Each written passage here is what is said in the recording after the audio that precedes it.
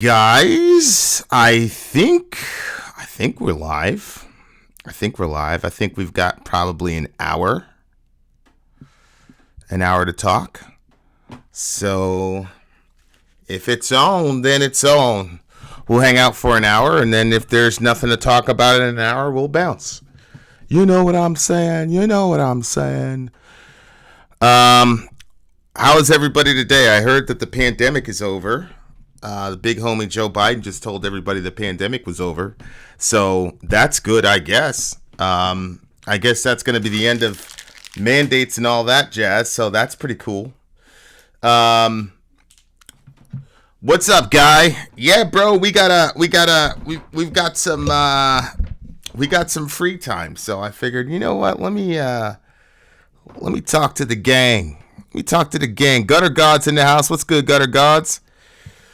El Coiguera in the house. What's good, buddy? Let me see. Shout out to Penn.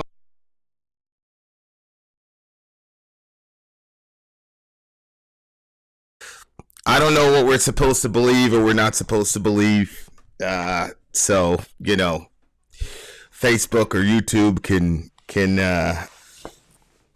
censor us because you say the pandemic is over, but then Biden's saying it, so I guess now it's okay for us to say that the pandemic's over. I don't know, bro. I really don't know, but hey, if the pandemic is over, that's pretty good news, I think. Right? Let me know, guys, if you can hear us okay. Let me know if you can hear us okay. Because you guys know how it gets down with the technical difficulties. Just want you to know how big of a fan I've been in a few dark places. You and wife's work has brought me joy and laughter. God bless and keep it up. Much love. I appreciate that, Jake. I appreciate it. Trust me, it is one of the main reasons we do what we do. But yeah, type 22 if you can hear okay, and then we'll go for it. Jaden, please stop using that term. That'd be great. Please stop using that term. Michelle in the house, gang, gang, gang. Wait for the presidential election cycle. Yeah, I know. It's about to get hectic. It's about to get hectic. Okay, good. So everybody can hear. Who's your favorite other YouTuber that has tired in his name? Yeah, James is tired. It's my favorite YouTuber. Um, you know what's funny? I don't really watch a lot of Christian YouTube.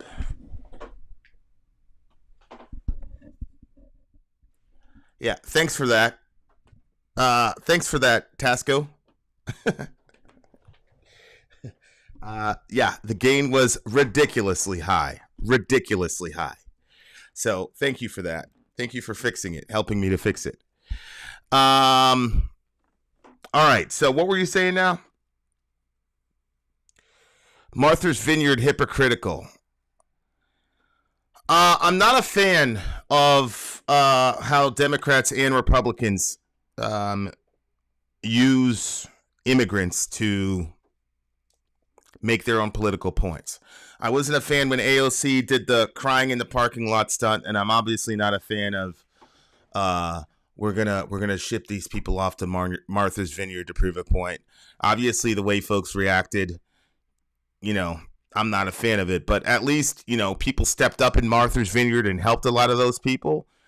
I mean, that's what I heard, so that's cool. But I'm not a fan of using human beings like a stunt and um, trying to manipulate people's emotions as if you care about these people when you really don't. Which obviously, if you look at the reaction to the kids in cages when Trump did it versus when Biden did it, you can see very clearly that all the people that were crying about it for 4 years during the Trump administration really didn't care about those people.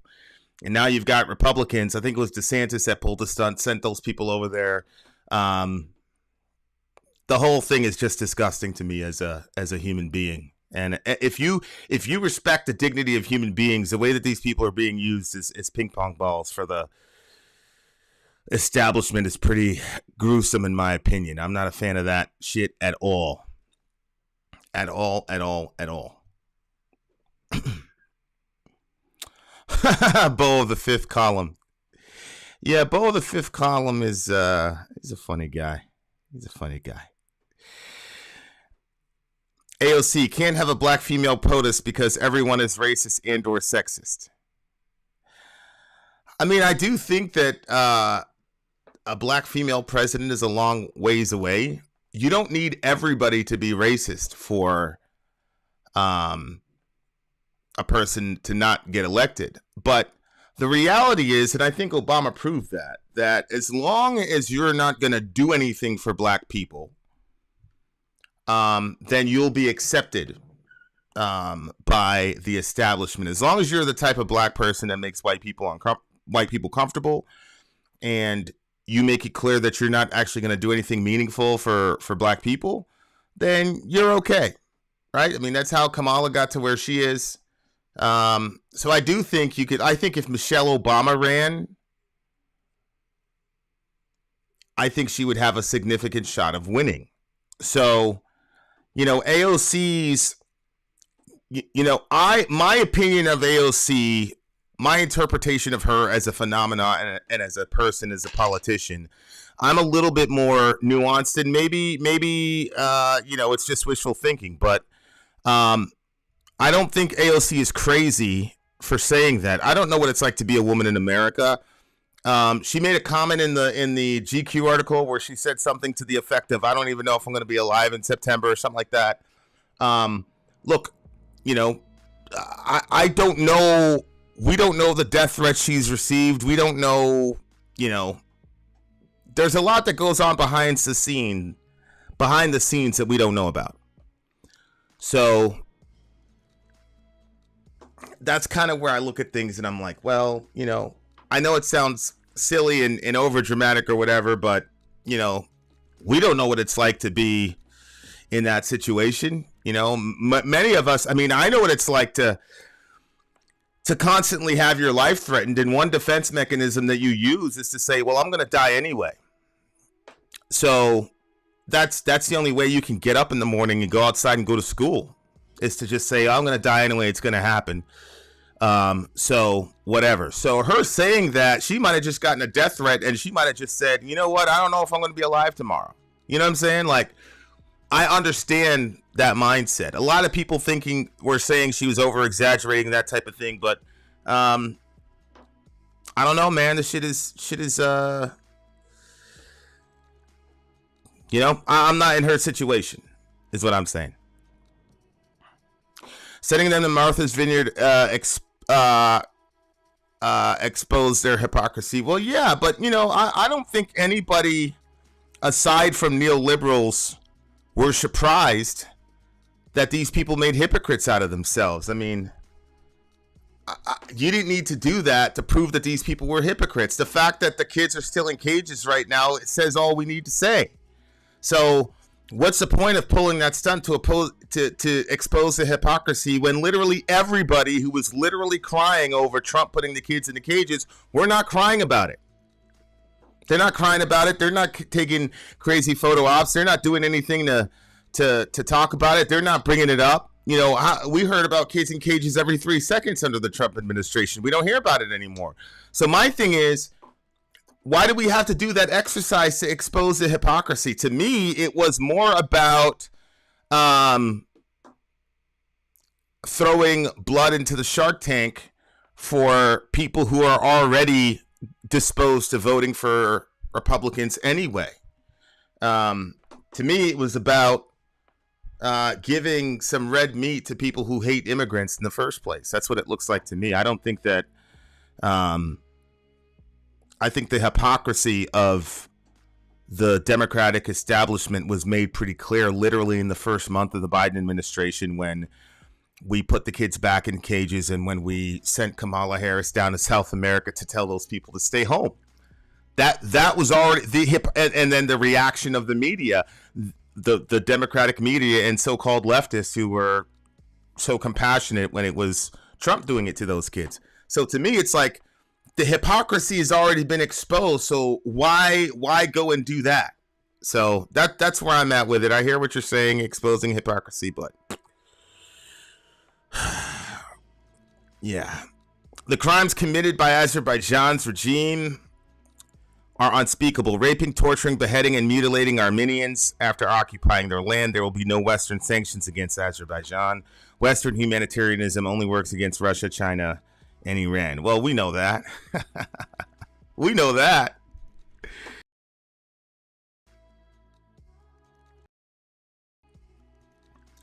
What's your opinion on marijuana as a Christian? I think there's a difference between things like cocaine, things like heroin, which are essentially lab creations, versus things that you pull out of the earth. I also think that when it comes to intoxicants, we have a dynamic equivalency between how you're told to handle alcohol. You're told not to be a drunkard in the scripture on numerous occasions, but you're also told to enjoy wine. And oddly enough, there's a dichotomy in the ancient world, in the ancient biblical world, between wine and strong drink. And strong drink would be the hard stuff, that type of thing. And there were actually festivals in Old Testament Israel where you could indulge in strong drink and party and have a good time. It's basically whatever you crave. So what I'm seeing is do everything in moderation. Don't let it control you. You should be able to stop for a week or a month or whatever. And there are times when you can kind of blitz and party and things like that, but those should be few and far between and in controlled circumstances. So that is my opinion on marijuana.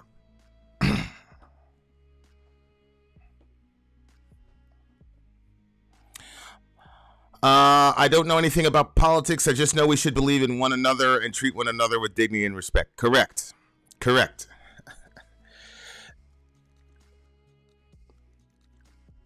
Yeah, God giving you all the seed and herb-bearing plants to use. Correct. I agree. Shout out to Ian. I don't know if Ian's in here, but shout out to Ian. Heroin is in a lab created derived. Cocaine is also derived from the cocoa plant. Well, yeah, anything on the earth is going to be derived from the earth. What I'm saying is you're not taking it in its pure form. You're doing some sort of intervention to make the thing what it is. I think that's the difference. Pot is a good medicine and herb, not something to just constantly indulge in. Yeah, again, like you gotta as long as it's moderate. And Paul talks about it. All things are permissible for me, but not all things are beneficial. All things are permissible for me, but I will not be dominated by anything. So that's the issue, is when it comes to, are you the type of person that can get dominated by substances, habits, those types of things? Or are you a person that can quit for 2 or 3 months cold turkey and everything will be fine? That's kind of the difference to me. German police watched serenely as a Nazi is paraded by the streets. A few months ago, they were attacking and arresting people just for wearing Palestinian scarves. You know the deal. You already know what that's about, bro. You know what that's about.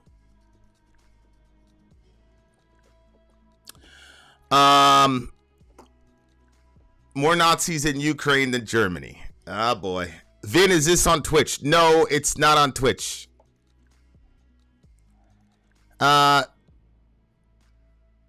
I haven't read any books by Thomas Sowell.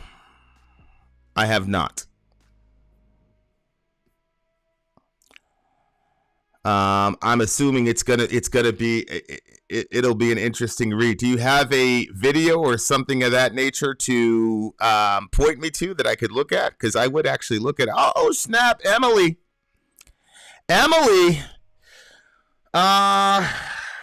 As a Christian, do you believe your God would prefer, equate, or punish a non-believer who came around on their own to believing after speaking blasphemy for years versus a blind follower? Well, on the one hand, as a father, I have a bunch of kids, and so I'm not going to say God loves one more than the other. What I will say, though, is it appears to me that God seems to be... It seems that blasphemous people draw out his compassion more than people who are kind of like born into it or whatever. I'm not saying that he loves them more. It just seems like though the blasphemers, the badasses draw out more passion from God. And what the other thing that I think about as a parent is, if I'm having a conflict with my children, I would much rather them swear at me, hit me on the shoulder, than ignore me, right? Like, to me, like, as long as the communication is being open, and granted, blasphemy and cursing God and all types of shit is not good, and I don't recommend doing it, but it's still a form of communication. I've said this a bunch of times. In Romans 1, when it talks about the wrath of God being revealed from heaven, if you actually go down in the book, when he's really pissed off, God just stops talking. It doesn't say he rains down fire and brimstone. As a matter of fact, there are passages in the Old Testament where God's like, I did this, I did that, I fucked up your country, I destroyed your grain, and yet you wouldn't turn to me. He was doing all this stuff, and the reason he was doing it wasn't because he was mad. It was because he was trying to get their attention. And then other times you see God say, you know what, man, just shut down the temple. And in the Old Testament economy, if you shut down the temple, then your communication portal with God was shut down. So what I would say about the blaspheming person is that, to me, they have a more authentic relationship with God than, let's say, a person who's born into it and religion is stale for them and they're just going through the motions. And so it seems that God's compassion is kind of drawn out more than with the blasphemous person than with the other person. That doesn't mean that I think he loves the blasphemous person more. It just, his parenting style for the blasphemous person is, we would interpret that as, oh, wow, he must really love that dude, or he must really love that girl in a way that he doesn't love other people, which is not true. I'm just talking our perception. So that's as, I don't know if that answered the question, but that's the best I could do. See those kids during the Sieg Heil in Ukraine. I was just talking about this with Applejack, because we talk almost daily. And, it's just at the point now where it's like, nobody cares. You know what I'm saying? Like, if by this time, everybody should know what those folks are about. And everybody should also know what we're about, why we're continuously fomenting this discord over there in that area and supplying these people with weapons to elongate the war and in interrupting peace processes so that war can continue. If you still support this whole thing after all that information, then there's nothing that's going to change people's minds. I mean, I showed video of these guys setting up howitzers by kindergartens, and the teachers confronting the Ukrainians and saying, what the fuck are you doing? And the Ukrainians going, And I interviewed one of these Ukraine apologists, and she said, yeah, I mean, too bad. It's war, whatever. So using children as human shields is, that's fine. So once a person is in that kind of mindset, they're unreachable.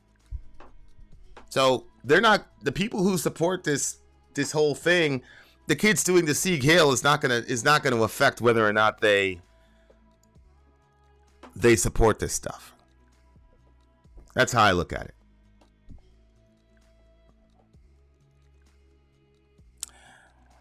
What's going on, DJ? Did you guys know that all big label music is really Masonic messaging, poetry, telling of their plan on multiple levels, directly or indirectly? Social engineering is something to promote degeneracy. I just think that that's an overestimation of the power of people over the will of human beings. I don't believe that there is a secret cabal of people who have control over all 8 billion of us. I do believe that there are, look, if you're super rich, there aren't a lot of you, and the more your economic strata increases, the more you know the people in that economic strata, because it's shaped like a pyramid. And so when those people get together, of course they're going to initiate policies and procedures to make sure that they and their family stays on top of the world. But as far as like being able to control every minute detail of our lives, I don't believe that they have that power. Cassia B in the house. What you on? I heard you're about to embark on a trip to Greece. That should be fun. Yeah, Luminous Knight has been a Freemason for all those years. Yeah. Yeah.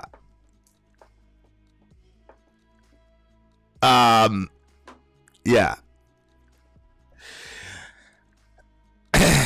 Y'all ever listen to Vin? He has his moments. What's going on, Mike Jones?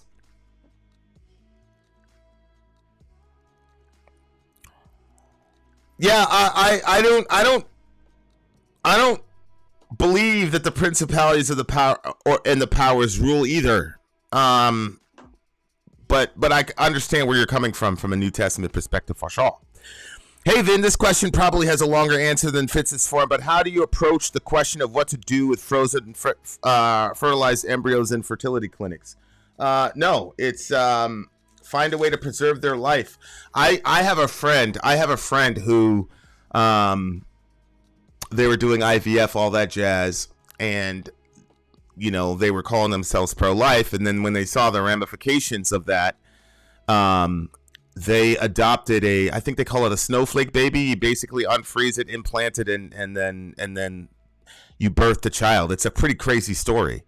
And so one of those kids is about to be, I'm pretty sure one of those kids was scheduled to play Kobe Bryant's daughter when the helicopter went down.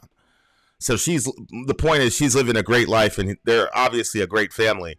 And I think there should be a much bigger push in the Christian circles, pro-life circles, to replicate that until we make that right. So it's not actually a hard question for me to answer. It's a pretty quick one. I am, however, working on my master's thesis. Holy shizzle whizzle. Yeah, I just got done talking to my friend. He's also just got his master's degree in Ayurveda medicine or something like that, because he's a Hindu, or a Bhakti yoga practitioner. I want to say it correctly. Also, negative vibes. Don't forget my my other little thingamajiggy. What's your master's thesis on?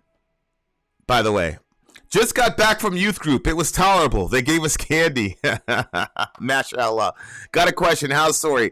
Man, I don't believe that this baby is gonna come on October 15th. I think he's gonna come quicker than that. We've got an ultrasound tomorrow because the last time we had an ultrasound, homeboy was breached, and we are a couple weeks away. So that sucks.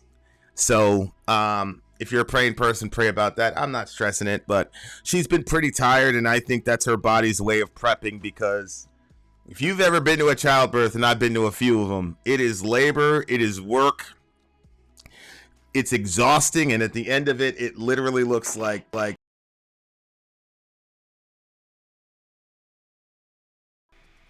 pretty horrible situation. So you have to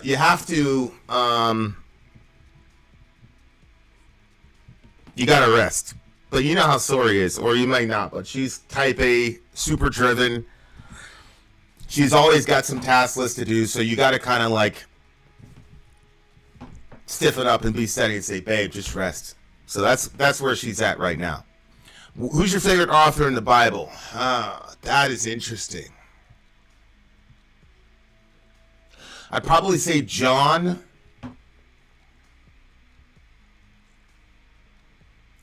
But my favorite person, aside from Jesus, obviously, would be the Apostle Paul. I am most like him, dispositionally speaking.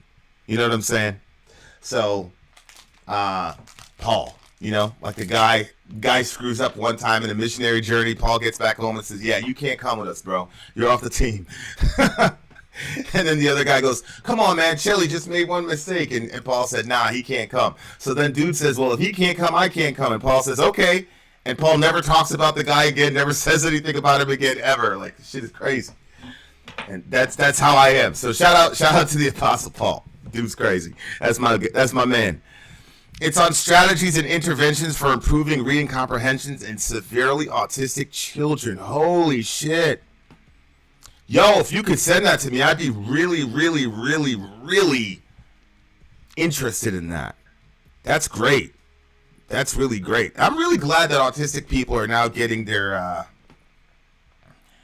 not due, but like the attention that they deserve, and that I feel like there's been some work in destigmatizing autism, which I think is a very positive thing. So I'm very happy about that. So good on you. What type of church religion do you practice in Christianity? I think you're saying like what denomination am I? I think the most accurate way to describe myself is to say I'm non-denominational. So I don't have a specific denomination. I don't know if that was your question. As far as what team I'm on, I'd probably say, what's up, Podge? Well, as far as what team I'm on, I'd probably say I'm evangelical, even though I'm not a fan of evangelicalism. I'd be interested as well. My son is level 3. He's now 4 and still nonverbal. Word.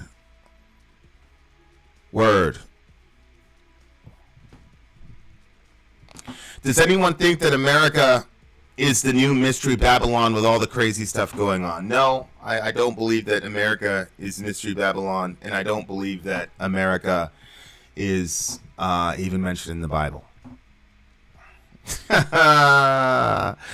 Predeterminist, Calvinist, I think that is, or no? Negative vibes. I always avoid that question directly. If you're familiar with theology, I think people can pretty much accurately guess where I'm at with that. What I'll say, I'll answer the question this way tonight because I'm feeling cheeky. What I will say is, I don't believe that God learns anything. I don't believe that God has ever learned anything. So that's how I'll answer that question. I'll share it with you when I'm done, finish my proposal, except I'm passionate about helping autistic children because my daughter's autistic. I want to make the world better for them. I don't know if any of my kids are autistic, but I was just talking to Sori about this. Like, you know, my son is like, we're opening this business, man, and it's gonna be, in my opinion, it's gonna wreck shop. But my son, like me, Sori, and my son were on that shit. And it's 33, 33, 33. Like, literally, there's not one of us where, if we didn't have one of us, it wouldn't have worked, honestly. Like, the kid he's incredible. I was talking to Sori, I said, man, if we sent this kid to public school, man, they would have just completely destroyed this dude's potential. And, like, I'm not dissing public school because at this point we're at in the country, like, it's still necessary. Obviously, Cassie is a public school teacher. The problem for me is, in my view, as I've gotten to know Cassia, and I've got to see Cassia even in conflict situations, the way she handles conflict, the way she handles, like, her heart is so deep. And she's not going to say this, but she's the exception and not the rule in the public school context. So there should be piles of literature about schooling autistic children and things of that nature. So anyway, my point is, you know, like, I've had my suspicions. I've never taken him to a specialist or anything like that, but I've had my suspicions about a couple of them. And a lot of it is, you know, finding folks' learning style, speaking folks' language, and understanding where people are coming from. We work from home, so we're literally 24/7 with our kids. So the dynamics are a little bit, we're in a privileged position that other people are not in. So there's a lot of back and forth. Bit of echo on the mic. Of course, there's a bit of echo on the mic. Let me see if I can fix that problem, y'all. Let's see. This is Mike. Hello. I think we're good. I think that should fix the echo. What's up, Muslim? Shout out to the big homie Muslim. Vin, I try to be consistent on valuing human life, but I have a really hard time with murderers, rapists, animal abusers. How would you value them without religion? Well, I mean, obviously, if you say without religion, if I were to say that the universe is empty, then there is no logical way to find an objective basis for human value. So from that context, the most you could say is you being a child harmer, a murderer, a person who sexually assaults women, you are fucking with the whole and impeding our ability to reproduce and impeding our ability to survive. And as such, we are going to turn against you and just end you and take you off the planet so that the rest of us can survive and reproduce. And I think that's an internally consistent worldview, and I think that makes a lot of sense. And that's essentially been the story of human history once we started to get organized. So the only reason I would say don't kill that, and that's my position, by the way. Like, if you just took Vin, pure Vin, then yeah, man, line them all up. But the only reason I'm against lining them up is for Jesus' sake. And that's it. That's literally the only reason. So I still think you could be a consistent pro-lifer from an atheist worldview or a non-theistic worldview. I still think you can say we're killing this guy because this guy's going to kill a bunch of innocent people. He's going to impede our ability to reproduce and to survive. So I still think you can consistently say you're pro-life because you're saying, well, we're taking the much lesser of two evils, right? So, like, for example, if you say, okay, Hitler killed 6 million people, would you kill Hitler? You know, obviously, in my view, it would be evil to kill him, but a person's going to say, yeah, but the evil is at like 2 points of killing Hitler versus the evil of 7 trillion points letting him live, right? So my point is, I still think you can be consistent as a pro-lifer without being a theist. I've got a friend who's an atheist, and she's a hardcore pro-lifer, but I do think she would co-sign the death penalty for rapists, murderers, etc., etc. Would Jesus have really washed an evil human's feet? Well, we have biblical precedent for Jesus washing an evil human's feet because he washed the disciples' feet, and all of them were evil. You know, in the Sermon on the Mount, he was trying to encourage us to pray. So he said, if your son comes to you and asks you for a fish, will you give him a snake? If he asks you for bread, will you give him a stone? Obviously, that's a rhetorical question. And then he says, and he said this to the people who were following him. He said, so you who are evil, you can still give good gifts to your children. How much more God, who is good, right? And so the point is, all of us are evil. We're just evil in varying degrees. And so if Jesus washed the feet of Peter, he's washing Peter's feet, knowing that in 3 hours Peter's going to betray him and say he never knew him, right? So, yeah, anything you see Jesus doing for his disciples, Jesus is doing for evil people.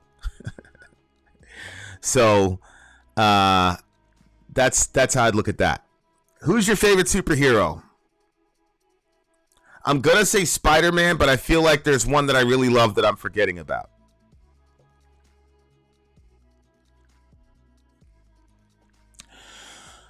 Was Muhammad the prophet mentioned in Isaiah 42? It mentioned someone deaf and blind. That could be someone experiencing sensory deprivation in a cave. No, Ben, I don't believe that Muhammad, and sallallahu alaihi wasallam, to all my Muslim friends, I don't believe that Isaiah 42 is in any way speaking about Muhammad at all. Of course, Psalm 42 is Isaiah 42 is one of the servant psalms, and that is universally looked upon as being messianic. So that's why. And if you look, the servant in Isaiah 42 is actually sent to the Jews. I will make you a covenant for people, and you will be a light to the Gentiles. So this is a person who's initially sent to the Jews, whose ministry would then expand to the Gentiles. So that's how to answer that question. Loki. Yes, I do love Loki, but I don't think he's my favorite one. I'm gonna say Spider-Man. I see you and you see me, and what I see is me. Quote from Echoes from Pink Floyd. Yeah, I'm a fan of Pink Floyd. I really, really love them. As a matter of fact, Pink Floyd was in after we did the Dark Side of the Moon. We haven't done the Wall yet, but after we did the Dark Side of the Moon, we I had that CD in the SUV for literally like a year and a half. And then I replaced it with it's a black metal band. I forgot the name of the band. Best Rorschach from The Watchmen. Damn, I really like that dude. I like the dark people like Batman, right? Like Beachface is right. Like I love like dark characters that are brooding and have some horrible, you know. Spider-Man's got some darkness in himself, but he never really let it take him over. Whereas Bruce Wayne, he just allowed the darkness to kind of take him over, and you know, for a large part of my life, I think that was probably true of me. Like not so much like when I say the dark, I'm just talking about like he just let it.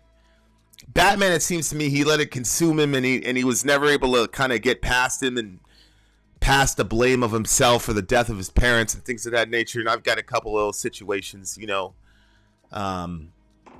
If you would have done X, Y, and Z thing differently, this would have happened. This person would still be here, type of situation. So I've always been kind of drawn to characters like that. But I think the way that Spider-Man handles his grief is actually a lot more healthy. But I'm sorry, we're drawn to who we're drawn to. Nothing we can do about it. Dirk in the house. I'm not locked in here with you. You're locked here with me. Dirk, bro. I've been going crazy on that piece, dude.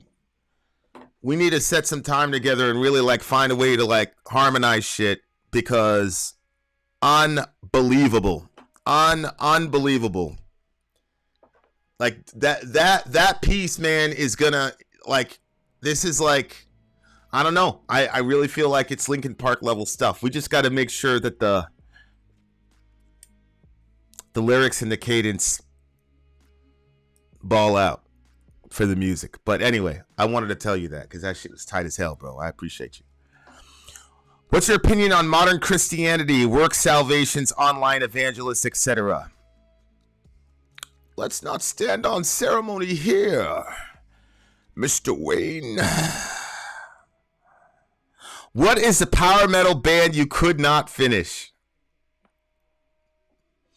I don't want to say it, bro. Send me an email. I'll send it to you in an email response like right now.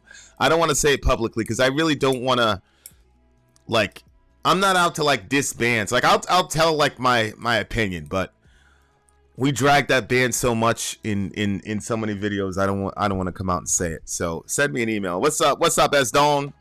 What's up, Esdon? Okay, my opinion on modern Christianity.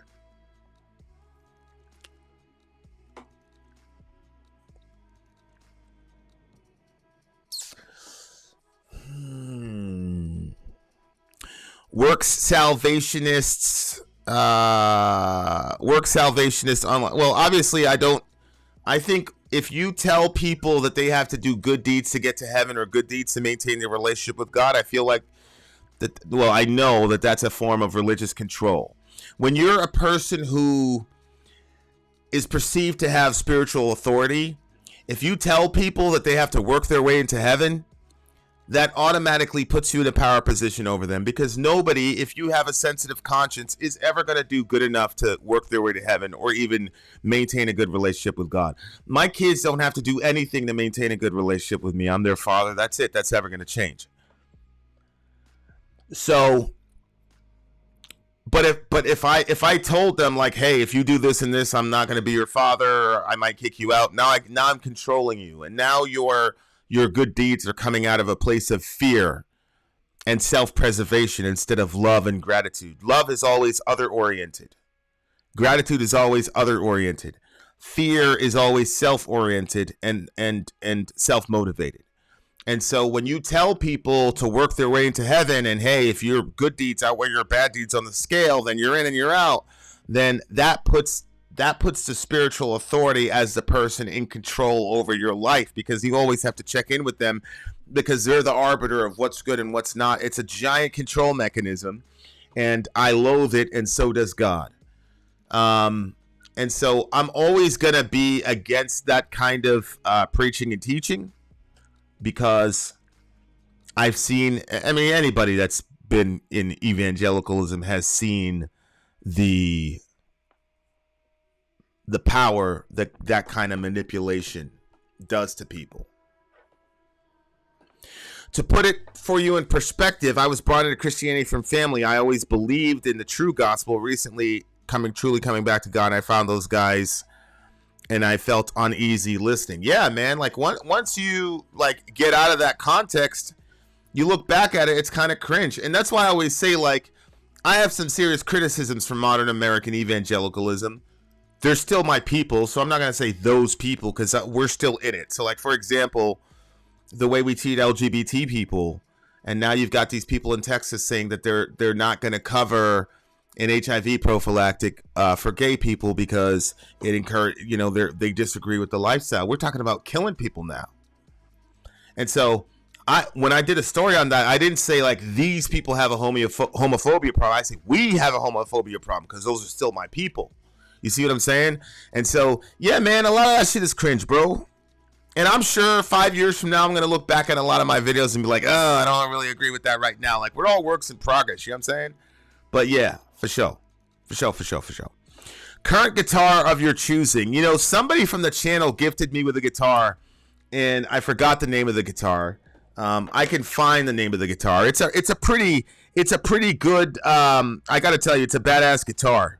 And it's one of the best gifts. It is the best gift I've ever gotten from the channel, and I love it, and it records stuff great, and it's unbelievable. Let me tell you guys the name of the guitar that I have. Damn it, I don't know the name of the guitar. that should be assigned to you. That should be assigned to you beautiful people as to my guitar talents. They're not very high. I don't even know the name of the thing, for God's sake. What's up, Mike? I won't know the difference. I'm a basic fan. Okay. Christians call Jesus a lion of the tribe of Judah, and yet Jesus calls him a lion that comes to steal and destroy. It's a bit confusing.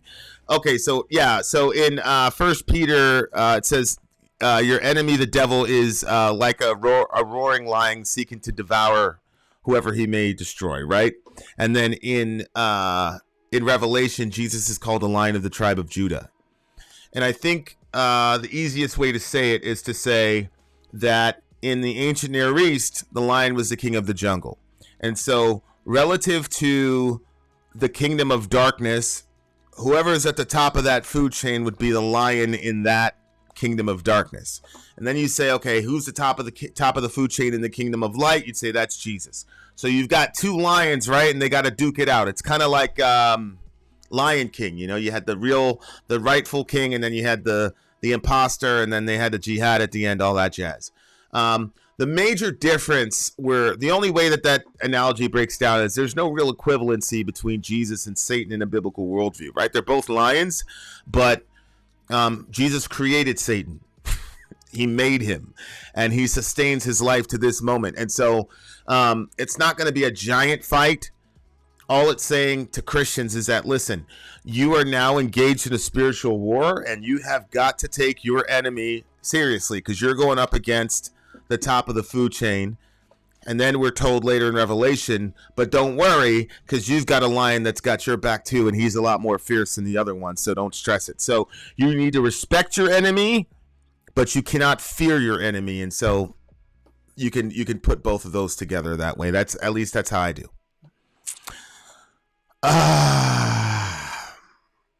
I'm pretty fresh out of public school. What makes it bad, or at least not preferable? Well, there's a lot of things. One is I'm a Christian. The public school is not going to teach them a Christian worldview, and I'm not mad at them for that, because the public school is not a Christian institution. Number two, I have black children, and they're not going to give my black children a self-identity that I'm giving them. All black people know in America is that they used to be slaves, right? They weren't taught about, we're the origin of humanity. We invented the wheel, all the other shit, fire, all nope. Timbuktu, libraries, doctors, all that shit. They're not told that. For them, Black history starts on a slave ship, and that creates a certain mentality for somebody who's been inundated that for 12 years. Conversely, white folks are taught, and I'm not mad at it because it's their institution. They're taught that their forefathers conquered the world, all types of shit. And so when you imbibe that for 12 years, you're going to come out with a certain kind of mentality. So those are the reasons, me personally, I could never send my children to public school. Furthermore, the other thing is that kids' learning styles are so different, and if you put kids in a situation where they're in this cookie cutter environment and there's 20 of them, the one teacher who's stressed out, underpaid, overworked, has children of her own, especially in this crazy economy, again, the chances of running into a Cassia Bell are extremely low. And she's only in one grade. It's not like she can follow you all 12 years of your life, right? So that's another reason. The other thing is just the things that my kids have done. I've got a daughter who's about to get an agent right now and an editor. She's written 3 full-length books, like not like kiddie books, like hundreds of pages, thousands of words. And now she's writing a screenplay, getting an agent, all types of shit. She's 14, 15 years old. My son is literally working with senators and governors that you would recognize right now if I told you their names. Or you could look up and see that these people are there's just a lot of things that my kids have been able to pull off that are just absolutely incredible that they would not have been able to do if they were socialized in public school, because that kind of individual training and development and drawing out of their specialities and things. I've got another kid right now that's ridiculous with the pen as far as being able to draw, and we're about to set her up with a master class in graphic design. She's not even 13 yet, right? So it's just, there's a lot of reasons that I would never send my children to public school. So that's one of the reasons why. But I don't want to like say public school is horrible and that if you send your kids to public school, you're a bad parent. I'm not saying that. I'm just saying for me, because we've been blessed to be able to be home and all that, it's had a massively great effect on us. And you know, on the one hand, obviously as a parent, I think my kids are special, but on the other hand, I look at my kids and I'm like, yeah, I believe they're special, but we've got a little girl down the way, and she's just so full of life and brilliant. And I'm like, damn, if she was given the opportunity to really blossom as far as where she's at, what could she do? I'm not certain that my kids are that special versus being in the circumstance where they were able to let their genius just germinate and they're able to just try things out and make mistakes and you know, not learn to learn, not learn for a grade. My daughter was doing English lit all through summer because it's her passion. She found her passion. So yeah, and they cannot beat their dad in Madden, correct. Sorry if it's been asked, is there any part of the Bible you don't like? Hell yeah, there's parts of the Bible I don't like. There's parts of the Bible God doesn't like. We're not told to like all parts of the Bible. You know, there's descriptions of a dude sexually assaulting his half-sister, and the father does nothing about it. That shit pisses me off. It also pissed off her brother, who waited a couple years and murdered that dude in broad daylight. You know what I'm saying? Like, there's a lot of real grimy, horrible shit in the Bible because it's presenting us as we are. And so, yeah, man, there's a lot of shit in the Bible I don't like.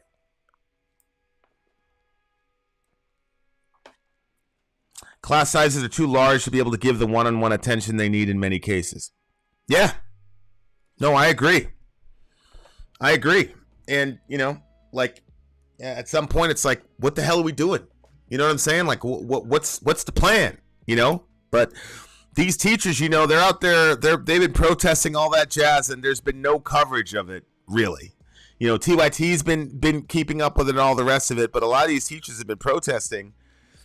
And of course, the media isn't picking up, and then you have to ask yourself the question: well, why isn't the media picking that up? Right? Why isn't the media telling us that these teachers have a gripe and what their gripe is and what they're upset about? I think that's important, and I think the fact that they won't do that speaks volumes.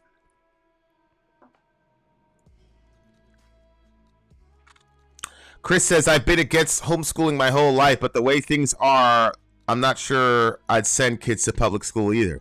That's curious to me. Why would you be against homeschooling? That's a fascinating thought. When we first showed up, you know, before COVID and all that, and we came out as homeschool parents, I was really blown away by the emotions and the how negative the backlash was from people. They were really, really upset at us for doing it. I'm like, holy smokes. My mother's given name in the Bible means deceiver. Not a fan of that chapter. You mean Jacob? That's interesting.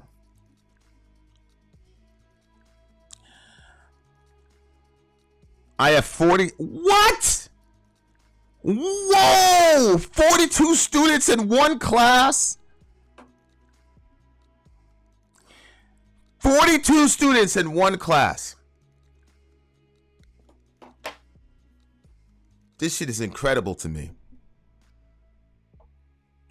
Is it a co-op or is it me? Yeah, it's just me and Sori. It's just me and Sori. But a co-op wouldn't work for us either, man, because our life, it's just a really, really unique lifestyle and a really unique philosophy on parenting and teaching. And I told her one day we'll probably write a book, but I mean, the proof's in the pudding. My son went to some Republican thingamajiggy and he got called out by some senator thingamajiggy, and they were like, basically like, this is the future, blah, blah, blah, blah, blah, blah, blah. They were trying to ask him like what academy he went to, all type of shit. Yeah, so I mean, you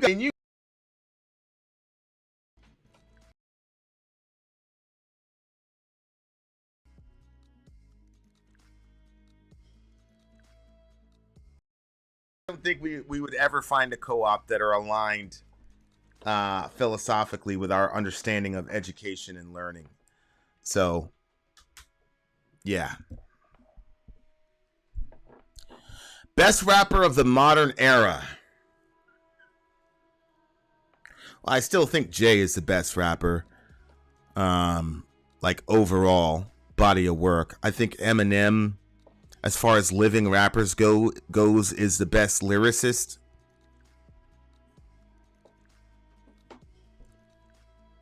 I think Kanye's the best producer. I forgot dude's name. He's I think J. Cole. I like J. Cole. I really love Meek Mill.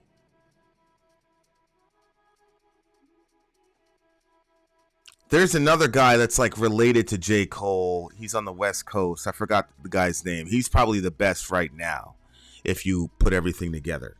I think, you know, Eminem is great. The problem with Eminem is he hasn't been able to modernize to the current era of rap.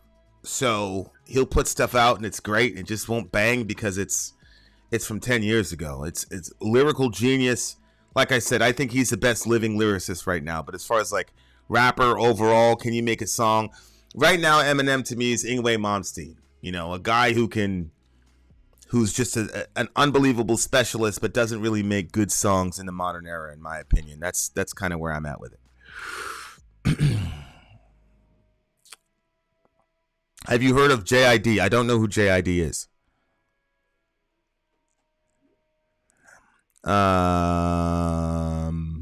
Yeah, I was gonna see, because I know I'm not qualified to teach my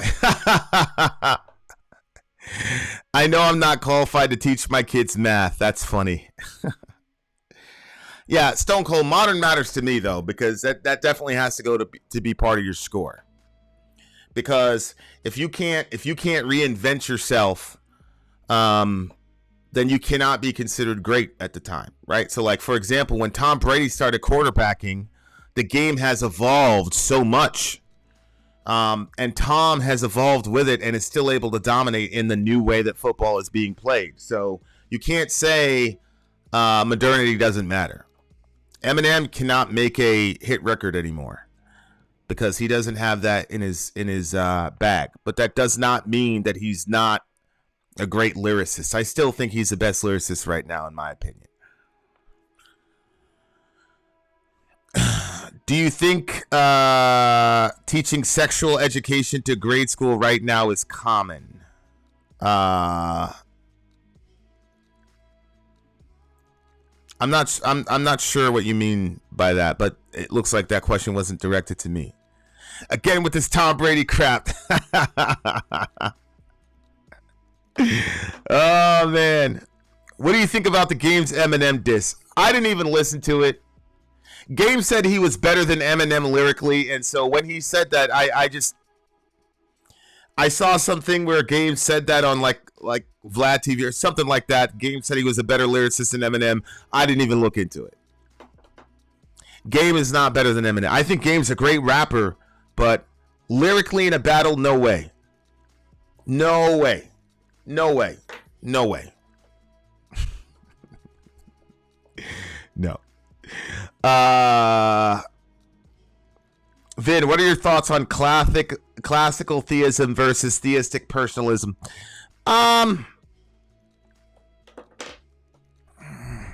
You know, my man Perkinos asked me that question. You know, I'm kind of ambivalent about that question.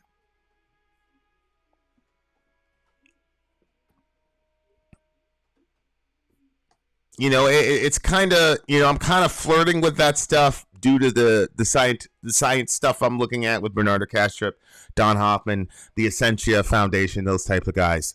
But I'm not sure yet. Ask me again in the next Ask Me Anything. I'll probably have an answer for you.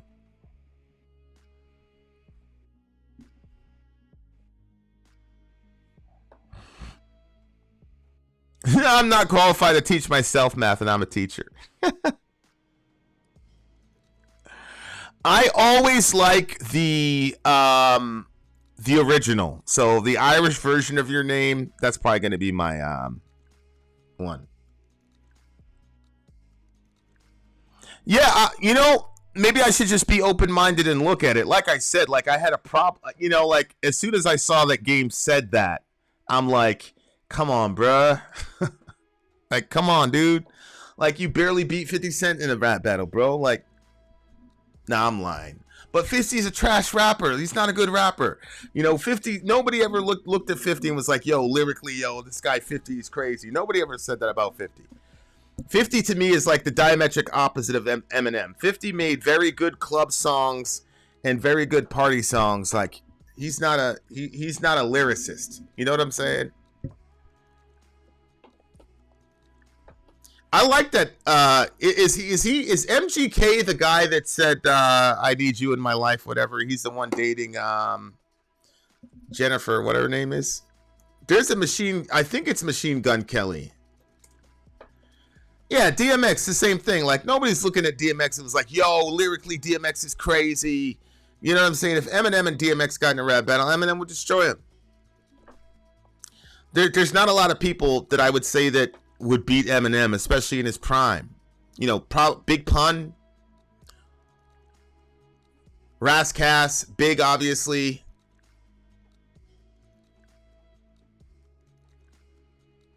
Other than that, I don't see anybody even coming close to M in a actual like lyrical rap battle, in my opinion.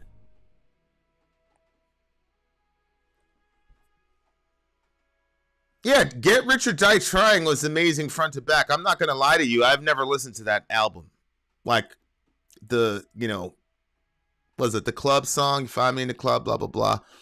by the time that came out, like I was out of rap. Like I wasn't listening to rap. I didn't care about it. You know what I'm saying? I would hear that and I'd just turn it off because I was just into my metal. I'm only gonna listen to metal. I've calmed down a little bit, but you know, in New York, like nobody was talking about Fifth as like a lyrical guy, but everybody was like, "Yo, he's a real street dude." Like that was the thing in New York. We respected the hell out of 50 because he was like, and in New York, like people know people. And like Fifth was a real street dude. Like he was a real live street dude. And he was a stick-up kid. He was not to be. And so because of his authenticity, he got our respect. You know what I'm saying? But he was never like, oh, this guy's such a lyricist. You know what I'm saying? Like, nah. Yeah, Big Pun, man. Whew. Whew. Man, if he didn't die early, man. Big Pun is the only one where I'm like, yo, he might have been able to get big. Because Pun could lyrically destroy you, but he could also write the poppy songs and the, you know, the radio hits and all those. Like he figured that out.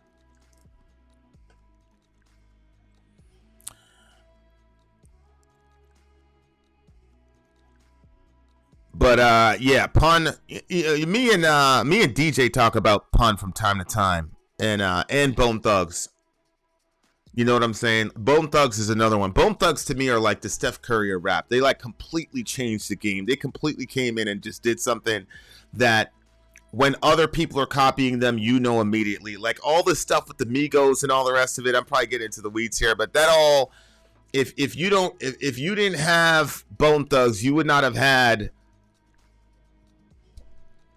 the vast majority of the modern rap that you see today. Like they really started that shit. I mean, it was literally Bone Thugs in harmony. And right now, if you're a rapper, you have got to be able to sing. You have to be able to phase between the two. And Bone Thugs were the first guys that came up with the prototype for that. They just came and did something that nobody had ever seen before. So yeah, I think Bone, as far as like even though I'm a New York guy and I'm supposed to say Wu-Tang is the best group, Wu-Tang doesn't come close, in my view, to what Bone Thugs and Harmony did for hip hop. You can put in, man, what was it, 96? That song Mo Murder. There's a song called Mo Murder. We used to listen to that song when you know, 8th period, shit's about to go down after school. Like everybody had that shit in there to get locked in and like get that mood in there. You can play the song Mo Murder could come out today and the shit doesn't sound like a 90s song at all. It's like evergreen. You know what I'm saying? Whereas Wu-Tang, like it just, you put it on, it's like, yep, this is a 90s in the gutter. And it's okay, but it's not on the same, no. It's not on the same level as Bone Thugs for me. Those guys are, they were the most, Bone Thugs to me are the most metal, you know, rap group of all time. Like I'm surprised that a whole bunch of metal bands haven't like jumped on that and said, let's do a song together, because man, that Mo Murder song, like, I don't know. I might actually fuck around and make a metal cover. I might fuck around and make a metal cover of that song. Like that's how much I believe in that. Cassia said this might surprise you, but I exercised the NWA. Hell nah. I always knew you was a gangster, Cassie. It kind of bothers me that so many performers don't compose music or write their own lyrics anymore. Yeah, I mean, yeah, you know, I can't imagine it. I can't imagine somebody saying, okay, here's you know, here's this song or whatever, but, and, you know, so just sing and write it like we say. Like, I can't imagine doing that, but, you know, hey, to each their own, whatever. When can we have our talk about everything? Holy shit, about everything. Yeah, No Surrender. Yeah, Bone had just so many of those songs, man. And yeah, Stone Cold is right. The keyboards and the synth, they that's the other thing is they expanded like your palette as a hip hop head. As a matter of fact, the last group I was rocking with heavy before I discovered Korn was Bone Thugs. So they kind of like prepped me for metal. If you want to die, bye. Soon you're going to let mama cry. I mean, it's just terrible. It was terrible, but, you know, that's how we were coming at the time. That's how shit was at the time. That's how, you know. You just had to listen to that shit to kind of like get you away from all the fear. You know, because you're in 8th period and you're terrified. Because you got to meet these dudes at the bridge on the way to Baychester. That's a really fucking terrifying experience. I don't care what anybody says. So, you know, like I said, I was never a gangster. So maybe people like Applejack and shit, you know, maybe he was completely fine. But my shit was like this the whole time. So I would listen to that shit and it would calm me down oddly enough. And it would get me into the sort of mindset to where it's like, I was going to do what I had to do, which is bullshit. I didn't have to do shit. I could have just took the 12 bus home instead of going up there. But what am I going to do? Leave my folks? Like, I'm not doing that. So, but yeah, Bone Thugs was that for show. Perkinos in the house. Perkinos in the house.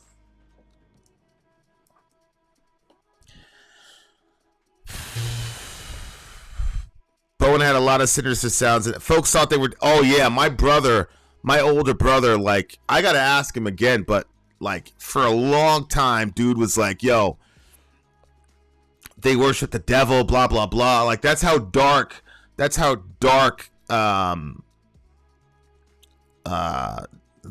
guys were. Blake X and Alex Hefner are bigger Tom McDonald fans than you. Yeah. See, people misinterpret my opinion of Tom McDonald. I think Tom McDonald he's an okay rapper, but today's rap is not about lyrical content. I've always said, because I run a couple businesses, like I respect Tom as a businessman. You know what I'm saying? Like there's a lot of aspects to rap and music and things like there's a lot of aspects to the game. It's not just can you rap or whatever. So I understand what Tom McDonald is doing and I respect it on the business side. You know what I'm saying? So I don't have any beef with Tom McDonald. Like I don't like dislike him. You know what I'm saying? If you make political rap, obviously people are going to have strong opinions either way. But I've never disliked Tom McDonald. I've always actually rated a lot of his songs high. I don't think I've ever given anything lower than a 9 for Tom McDonald. So, you know, it's just his fans are extremely sensitive. You know what I'm saying? Yeah, Bone had a... Hell yeah, Tom McDonald is corny. When is our song coming out? Well, Dirk Diggler is a really, really gifted musician. So we just added him at least for one song to the band. So that's good. I'm really, really excited, actually, for this new song, man, because this shit is crazy. Did God order the Jews to commit a Holocaust in Canaan after 4 years in the desert? You know, we had a Bible boogie about this. We had a Bible boogie about Old Testament violence. And long story short, if you were to read a news report and it was saying it's raining cats and dogs, you would know in the current context that raining cats and dogs doesn't literally mean rain cats and dogs. In the same way, when you hear things like kill everybody, man, women, children, blah, blah, blah, wipe them from the face of the earth. This is a euphemism for saying just win the war.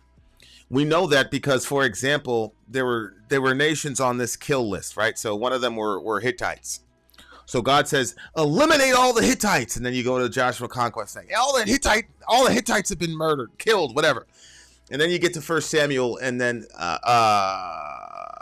Samuel. And there's this guy named Uriah, and he's a Hittite.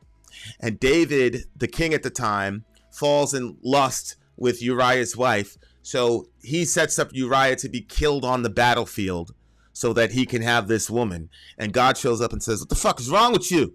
You should have done that. So now I'm going to take your son from you because you took Uriah's life. So in the old, so it's like, wait a second, in Deuteronomy, the Hittites are like, we're supposed to completely wipe them out. But now here you go fighting against your own people for these Hittites. The same thing happened with the Canaanites. There were these Canaanites, a sub-tribe of the Canaanites called the Gibeonites, and Saul, and it's very interesting. It says Saul, because of his zeal for Israel, tried to completely wipe them out. Well, they were on the kill list. But it says Saul, because of his zeal for Israel, tried to completely wipe them out. And so what ended up happening was they basically had to flee to the mountains, and then God sends a plague, a famine on the land, so nobody can eat. So the king goes, what the fuck? What's going on? Why are you doing this? And God said, you guys sinned against these Gibeonites, and you got to make that right. Otherwise, nobody's going to eat. And so David goes up to them and says, hey, what can we do to repay you so that God doesn't destroy our land? And they said, we don't have the right to do that. I mean, we're guests in your land. And David's like, yeah, just the same. You got to tell us to do something. So they basically said, well, get us 7 of Saul's family, execute them, and then we'll call it good, and then we'll live in peace. So the point is, those phrases like end them all, that type of thing, was ancient Near Eastern customary language for win a decisive war. It doesn't mean you completely eliminated all those people. It's not what it means. What it means is these are bad guys, go to war, you're going to win, so go ahead. But it was understood that it doesn't literally mean to kill everybody, and I just gave you 2 examples from the Old Testament where you're supposed to know that it didn't literally mean that. The problem is that when you read these passages from 21st century lenses with 21st century assumptions and Aristotelian assumptions when you're reading into a text, instead of going to say, how would a person in the ancient Near East have read this? How would they have understood it in the ancient Near East? Because on the one hand, we're told the Hittites are completely destroyed. Their names is blotted out from the land. And then 2 chapters later, you see all these Hittites and all the rest of it. The original audience understood what was going on. But the 21st century audience, obviously, because we have the capacity to actually eliminate whole groups of people, we're looking at it differently because now we've got technology where we're actually able to do that in a very short period of time. So that's how to answer that question. Bone Thugs and Harmony, look into my eye. Oh yeah. We're more than thugs, we're more than thugs. What was the name of that song? That song got me through a pretty hard time in Parsippany, New Jersey. Come look deeply in my Days of Our Lives. Yeah, Bone Thugs did this song called Days of Our Lives, and those guys were absolutely incredible. They were incredible. I love them. Yeah, they were absolutely the best. They're the best. Anybody that says, I'm sorry, man, I love Wu-Tang Clan, but honestly, Wu-Tang Clan, I mean, in my opinion, they didn't really have a lot of like really bang up songs where you're like, oh my God. You know what I'm saying? Like Triumph was crazy, Bomb Atomically, Socrates' philosophy is not hypothesis. Like everybody was spinning that verse in 97, bro. Like everybody on the train, whatever. And then dude starts rap, everybody would jump in on the train. Shit was crazy. Like to this day, that verse is like, in my opinion, that's the hardest verse in hip hop history. But as far as like being able to consistently produce, I hate Cream. I hate that song. Cash rules everything around me. Cream, get the money. I don't like that song. I don't like the Ice Cream Truck song. All that shit. That shit is trash, bro. Like for me, I always thought Wu-Tang Clan was massively overrated. That's my opinion. Did you take down the Behemoth Blow Your Trumpet Gabriel reaction? No, I did not. But they might have, because sometimes the record label was like, wait a second, and they'll block it like retroactively. So I'm not sure.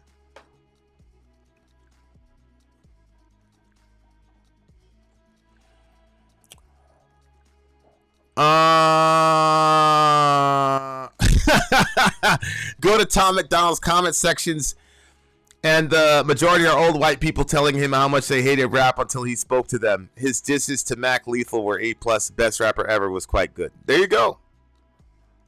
Hey, Candy Apple's in the house. If the God of the Bible exists, I think he would have made the Bible understandable for everyone in the past and in the 21st century. Well, Lucifer, I didn't say that 21st people can't understand it. What I'm saying is that 21st century people need to not come to an ancient Near Eastern document with Western 21st century assumptions. I think part of being a parent is recognizing that your kids have a modicum of wisdom. And, now when I tell my kids to do something, there's a whole bunch of things I don't tell them because I expect them to have, that common sense. And they do. And I think that's how God treats us. It's like, I don't need to handhold you guys. I barely graduated high school. I'm not a very educated person, and I can understand it. And I'm sure all of you guys can understand it. So I agree he would make it understandable, but that doesn't mean that he's going to make it lazy, right? Like, he gave you a mind that can come up with really complex structures and think things through. And so that's how to answer that question. Kamikaze said, I have a theological question. Does God only hear the prayers of the righteous? No, I don't believe that God only hears the prayers of the righteous.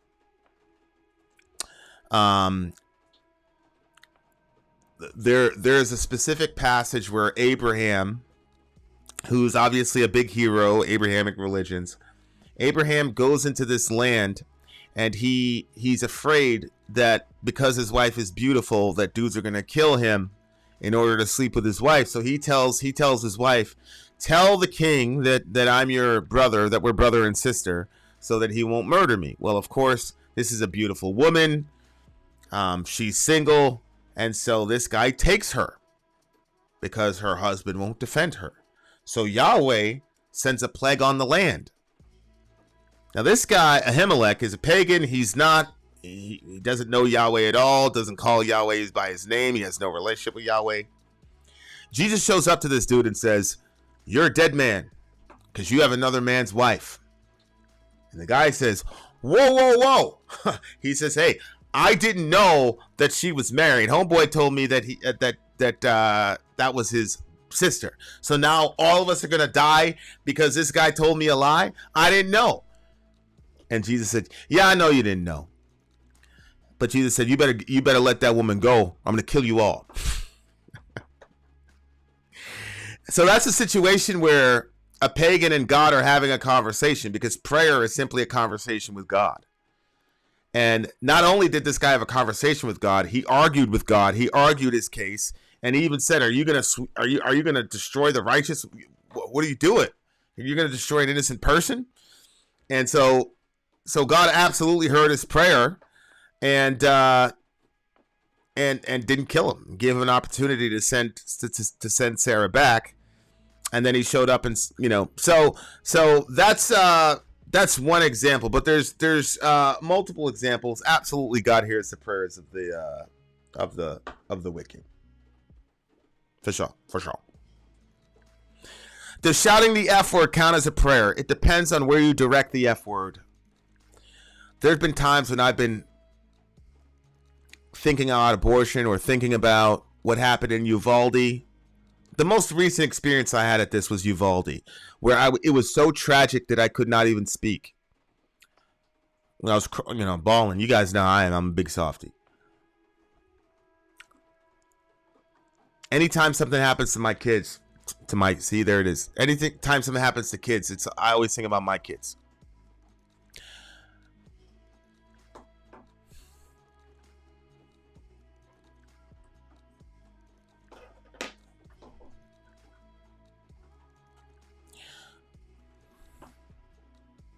And I think about my kids calling out to me, being terrified, and me not being able to help.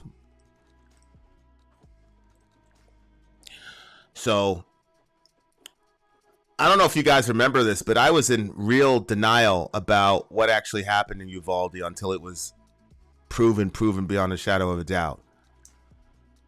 And when I could no longer deny what actually happened, that those people stood outside while those kids were getting killed like that, I cried for quite some time. I didn't say any words, but all of it was a prayer. Every tear was a prayer. And there have been times when I've been like, what the fuck? How could you let this happen? Or sometimes I've just said whatever. As long as it's God word, it counts as a prayer, which is one of the reasons why I know that God is very, very, very deeply present at black metal shows. I'm a person, I know the Spirit of God, and he was massively active at that Behemoth show. So, yeah, it counts as a prayer. This whole thing where you formalize everything and things like that, this is one of the reasons I wish everybody could have a kid or at least experience what it's like to be a parent. Because everything, all your theological questions, many of your theological questions get answered through your children. You know, my Seneca's about to be born, and he's going to be nonverbal. So when a child is first born, their primary communication mechanism is just crying. It's babbling. It's not anything. But I'm his father. But that's the funny thing. Like when you're a dad, you know what a cry means. Sometimes it's I'm tired and I'm fighting sleep and I just need to go to sleep, and you just leave it. Sometimes it's like I'm in a lot of pain. Sometimes, and so you run in there and you figure out, you solve the problem practically. Is the hand jammed? Is the finger jammed? What's going on? Other times they're terrified.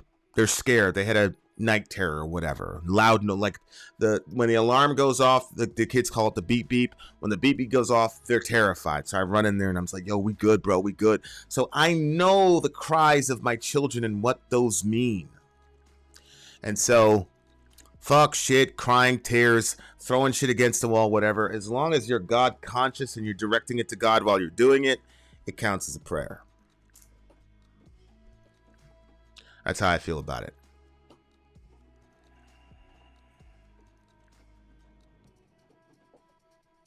Yeah, candy apples. I appreciate it. You know, we do need to be strong, that's for sure. Well, I'm saying babies are nonverbal when they're first born was my point. You know what I'm saying? They're nonverbal. Like they can't speak yet. But I do know their cry, like what it means.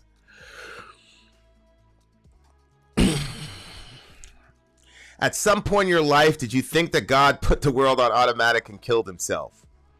That's a very brilliant way of saying it. No. I've always had a very unusual relationship with God. My first conscious memories were very powerful spiritual experiences. I've just never been able to experience life outside of God's presence. And so I've never, I've seen things and been like, wow, that's terrible, blah, blah, blah. But I've never been like, yo, where are you? You're asleep at the wheel type of thing. Like, not because I'm a good Christian. It's just, it's impossible for me to do that. Just because he's around me, like he's with me right now. Like he's comforting me right now. Because I brought up Uvalde. I have a question about the behemoth. God describes the beast behemoth in the Bible. In the description, I was talking with a friend about whether or not it's a dinosaur. Yeah, I don't think behemoth is a dinosaur. I think it's just a really, really big mammal.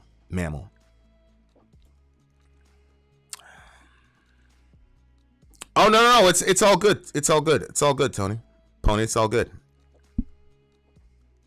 Thank you so much for your answer. I've seen a video and it said, we wonder why God doesn't hear prayers because we're not righteous, but this made no sense to me. But again, this is what I'm talking about. When you make a person's relationship with God about how righteous you are or whatever, now I can control you. So now you're not righteous enough. God's not going to hear your prayer. So unless I declare you righteous, now God won't hear your prayer. This is the way religious people get control over people. The way to get righteous is to keep praying. You do not take a bath before you take a shower. So the way to get righteous is to keep praying. If you're not righteous enough, then you need to pray more. Not the other way around. You don't get righteous enough to earn the right to pray. Holy shit. Can you keep Jer? She's had a lot of, and I don't know where. She's a very good state. Okay, yeah, I'll definitely pray about that for sure. Serious question. I'm an atheist and I have hardcore asked if God came down from the heavens, would I believe in him? But if another God came down from the heavens, would you worship said gods? I don't know what you mean by that. Like, if, first of all, this is going to surprise you. I do believe that there are other gods that come down from the heavens. So no, I wouldn't worship them. Because God because that's why God is called the Most High, because there are high deities in the universe, but God made them, and he is over and above the council of the gods, as the scripture says in Psalm 82. So I would not believe in them in the sense that I would abandon Yahweh and pledge fealty to them. I would never do that. I'm rolling with the Trinity come hell or high water. So that's how to answer that question. Appreciate you too, Kami. Can you pray for more jihad for the military industrial complex? Well, you know, it's like praying for the sky to be blue, my man. Them boys is on it already. I really respect the personal aspects of you being religious, so to speak. Organized religion and blindly following a holy person is what pisses me off the most about religions. Yeah, I mean, I think there's benefits to organized religion. I mean, organized religion got us hospitals and things of that nature.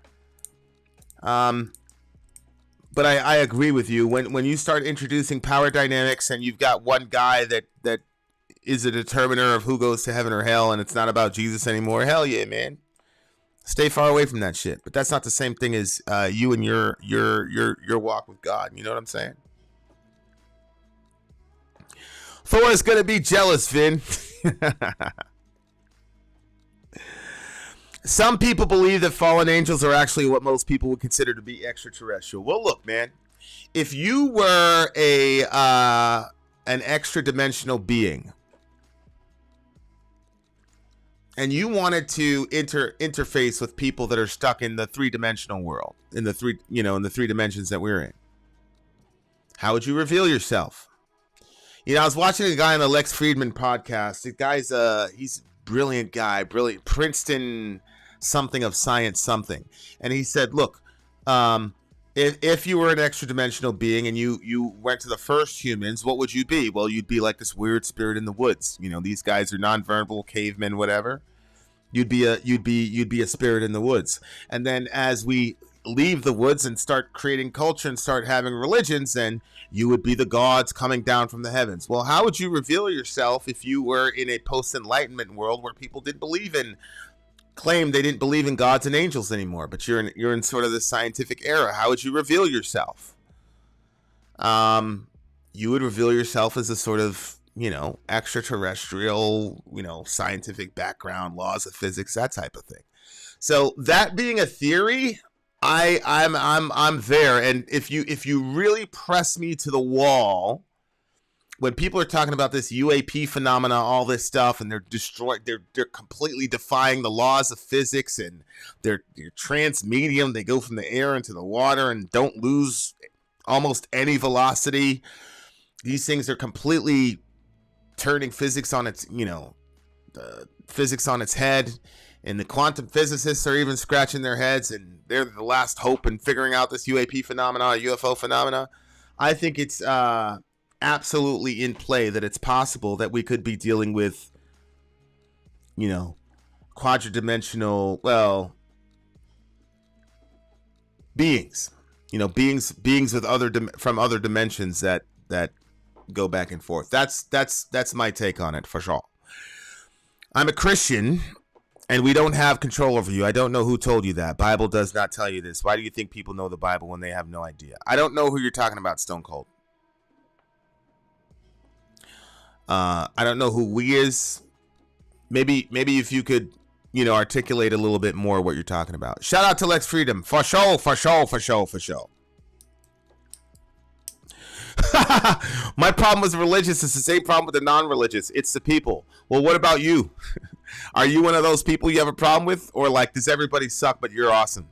It's a genuine question. I'm not like trying to fuck with you. Like, I just want to see like what the mentality is. I've never believed in extraterrestrials. I've never not believed in extraterrestrials. It's crazy to me, the size of the universe, to think that we're the only ones here. You know what I'm saying? Well, Olden is called the All-Father. Yes, he is. I still say we're the result of deviant aliens mating with apes. Interesting.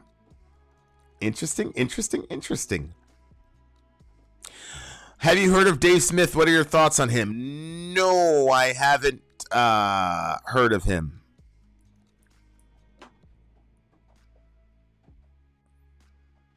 I'm a big fan of Fermi's paradox answering Drake's equation when it comes to alien life. If it's almost certain alien life is out there, how come no one has conquered us yet? Well, that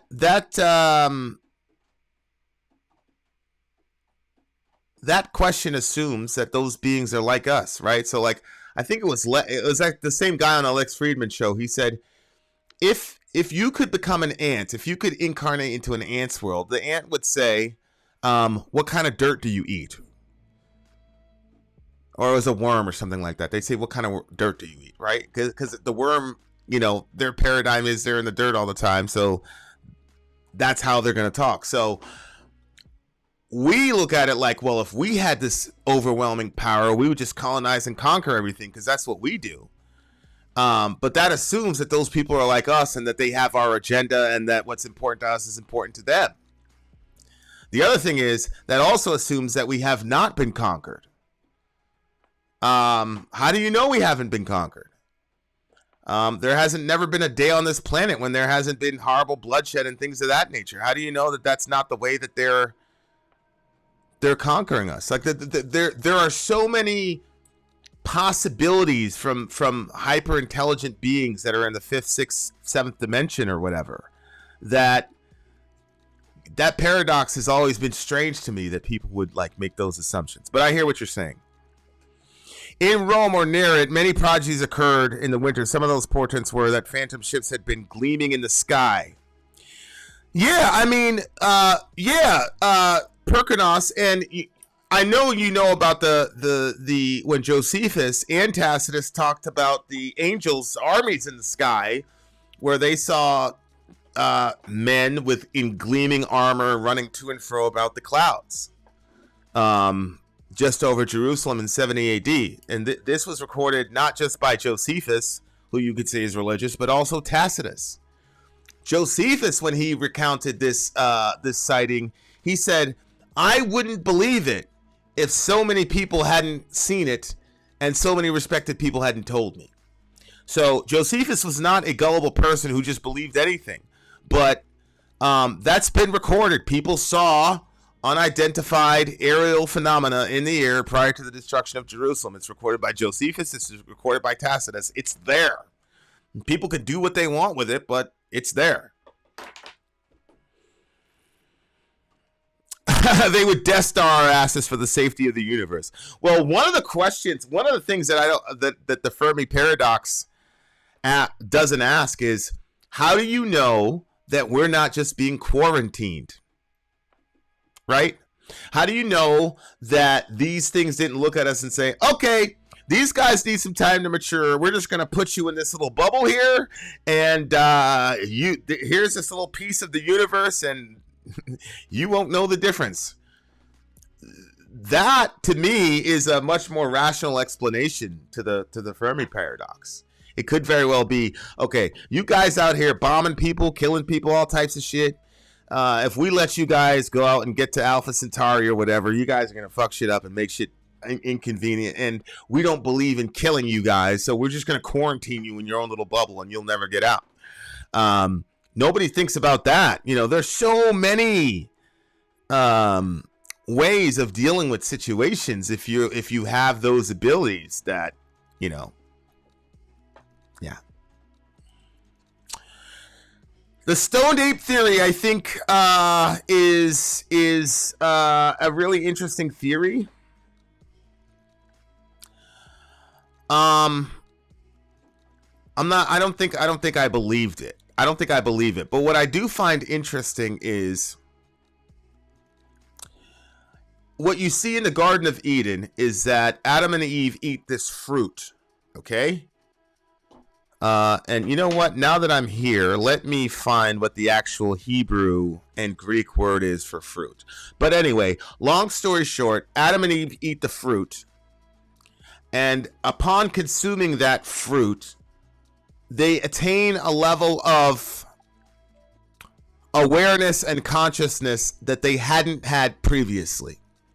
because of something they ingested, their consciousness was opened up. So I don't think I hold to the stoned ape theory, but I do hold to the stoned Adam and Eve theory, in the sense that I do think that something radically different happened at a physiological level when they ate the fruit. And so I do think that definitely is in play. Do you believe in elective salvation? What do you mean by elective salvation, Nick? Stone Cold says, do you believe in God? Do you believe in Big Bang or God? What do you believe? Do you believe the earth being a perfect place in the universe? Well, I think if the Big Bang happened, God initiated it. I absolutely believe in God. I don't believe that God and science are at odds in any way, shape, or form.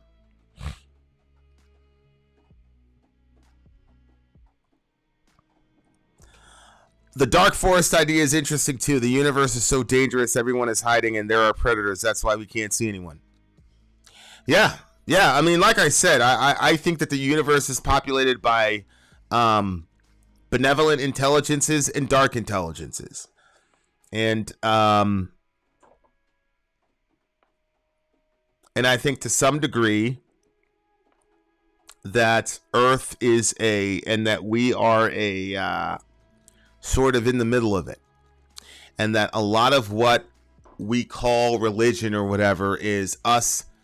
It's like I said earlier, like if one of these gods came down, I would never pledge fealty to them and betray Yahweh. So to me, a lot of what we call religion or whatever is just who you're pledging allegiance to. And from my vantage point, Yahweh is the Most High, the Trinity is the Most High, and so obviously it makes a lot more sense to pledge fealty to him, because he's the most powerful. And he's the most loving, obviously, in my view. What do you think about the ancient religions like the Anunnaki and deities and ancient Sumerians? It's a crazy religion. Yeah, I think if you think about the Anunnaki and the Nephilim or the sages, as Michael Heiser's work has talked about, clearly there is some sort of interface between genetically superior extra-dimensional beings. You know, people say extraterrestrial. I don't think they're extraterrestrial. I think they're extra-dimensional. But there's clear interface between extra-dimensional beings and us, which then created these sort of superhuman demigods that you see recorded in stories like Hercules, all that type of thing. And oddly enough, you even see this with the alien stuff where people are talking about, genetic engineering these aliens and these half-breed babies and whatever. I'm sure 99% of it's crazy, but I do think that there's continuity there in the phenomena and the experience. What created the creator? Well, unlike the physical universe, God, because he's a non-physical entity, doesn't necessitate a beginning. Plato used to speculate the universe was eternal. That's before we had, the scientific progression to realize that, no, that matter is not eternal. So logically speaking, there's no necessity for God to have a creator, but there is a logical necessity for the universe to have a creator because it had a beginning. Whereas we believe God is beginningless. What do you think of Biden saying we will invade with troops on the ground if China invades Taiwan, but the White House keeps saying not to believe him? Biden came out last year. He was giving a message to whatever, and he told the Marines, like, you're going to meet some great people down there and all the I think it was the 4th Infantry Division, it was the 82nd. It's the 82nd Airborne guys. And he said something to the effect of, you're going to see some of the toughest people when you get down there, blah, blah, blah, blah, blah. And then later on, the White House said, don't believe him. He doesn't know what he's talking about. And we didn't send the 82nd down there. So I hope that that's just the ramblings of a guy who wasn't really thinking clearly. I don't remember seeing that quote, but it wouldn't surprise me if he said that. DJ says, dark times ahead, folks. Time to get real. You've been saying that for years, bro.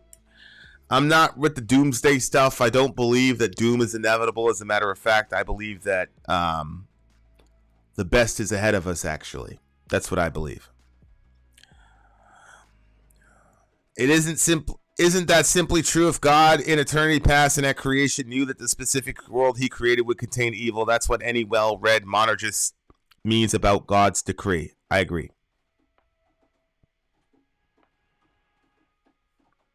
Vin, are Adam and Eve black? Yeah, Adam and Eve would be considered black by today's standard. I'm sure they were darker than me. He's gonna send corn pop if shit gets out of hand. Yeah. Oh man, y'all are a trip, bro. That corn pop shit, bro. Like, who told homie? Like, yeah, bro, that's gonna work, bro. Corn pop for sure. Who told the homie that was gonna work? All right, let me see. Genesis 3:3. Let me find the Hebrew and Greek word for fruit here. It might just be citrus, blah, blah, blah, blah, blah. You know what I'm saying? But let's check it out. Genesis 3:3. Let's see what it says about what the Greek word is for fruit there.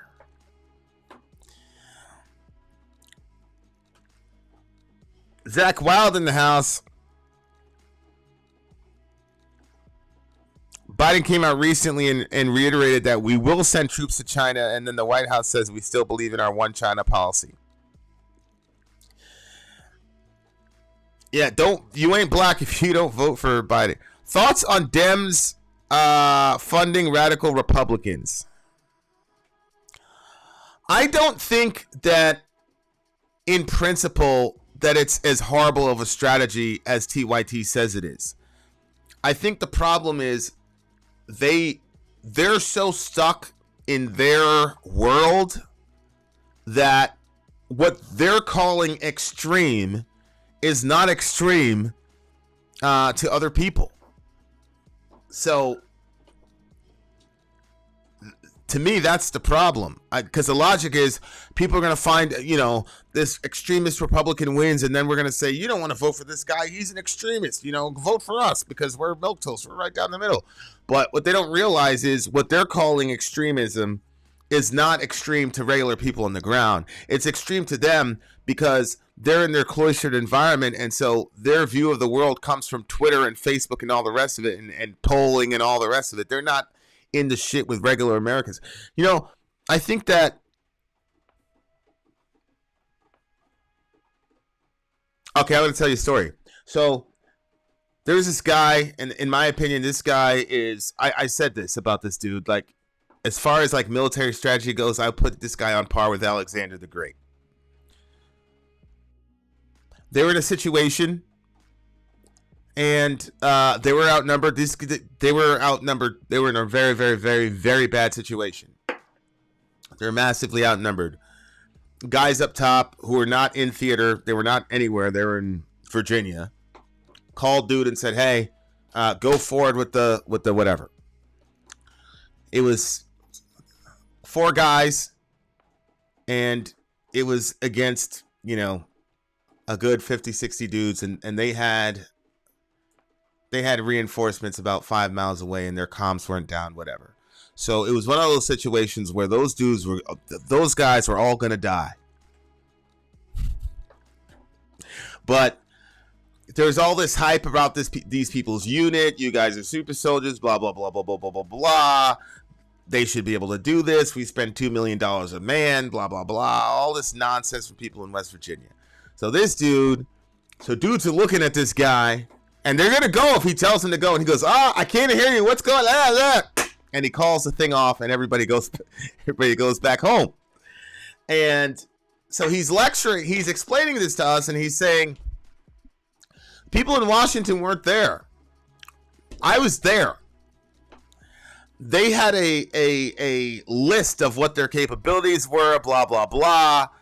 It's been done before. Well, it had been done before, but it was a fluke thing, and there was a ton of air support, and it was a publicized, engagement versus they weren't even supposed to be in there in the first place. And so the packages are different. Everything is different, blah, blah, blah, blah. So his point was to say, on paper, thousands of miles away in West Virginia, sure, but on the ground, knowing what I know, hell no. And that's the difference between establishment politicians and grassroots politicians, whether it's on the left or the right. Establishment politicians, Barack Obama said it the best. He said that by the time he got to about year 7 or 8, he had just figured out the job and was really good and efficient at it. But conversely, he said, obviously, I lost touch with the people because I didn't see Trump coming from a mile away. I thought that was a very self-aware perspective to have that I do not see in the current Democratic Party at all. And so when these people say that guy is an extremist, yeah, in Virginia, in your little cloistered environment, sure. But on the ground, in the shit where everybody is right now, what you think as a politician is an extremist position may not be what regular Americans think is an extremist position, especially when they're in an extreme situation like spending thousands of dollars at Walmart when you used to spend hundreds of dollars, et cetera, et cetera, et cetera, et cetera, et cetera. So because the situation in America currently is really freaking extreme, and every 2 seconds you're hearing about recession and war and nukes here and Taiwan there, we're already in an extreme environment. So for them to say, oh, we're going to pick an extremist and the extremist is going to lose, I think is a sound strategy. The breakdown comes in is, how do you know what an extremist is? You have to understand what the median is at the street level of America to know what an extremist is. And I do not have the confidence that the Democrats know that. That's the issue, I think. So I think it's a sound plan. It's risky. It's a sound plan, but I also think it's going to backfire on them because they don't really understand what the average American actually thinks. So that's how I look at it.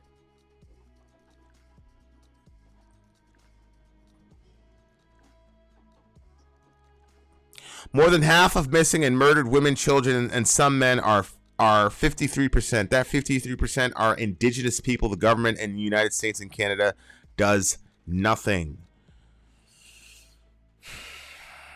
Holy shit. I too consider you two as my friends. I really sincerely mean that. So it's frustrating we've not been able to talk. Time difference and other things in our life that keeps us busy. Okay, I think that's fair. And I think, Kai, I can and should make more of an attempt. My life is pretty crazy right now, but I gotta make the time, bro. That's fair. Do you think this rhetoric from Biden and Trump is a strategy for them to get the country to divide themselves to the point that civil war or martial law to event? No, I don't think so. I don't think it's something as exotic as that between Trump and Biden. I just think Biden, his entire life, wanted to be the president, and Trump is an egomaniac, and I mean that in the clinical sense. I'm not trying to insult him. And I just think that that's what's going on. And both of them do not care if they tear their country apart to get what they want. That's what it looks like to me.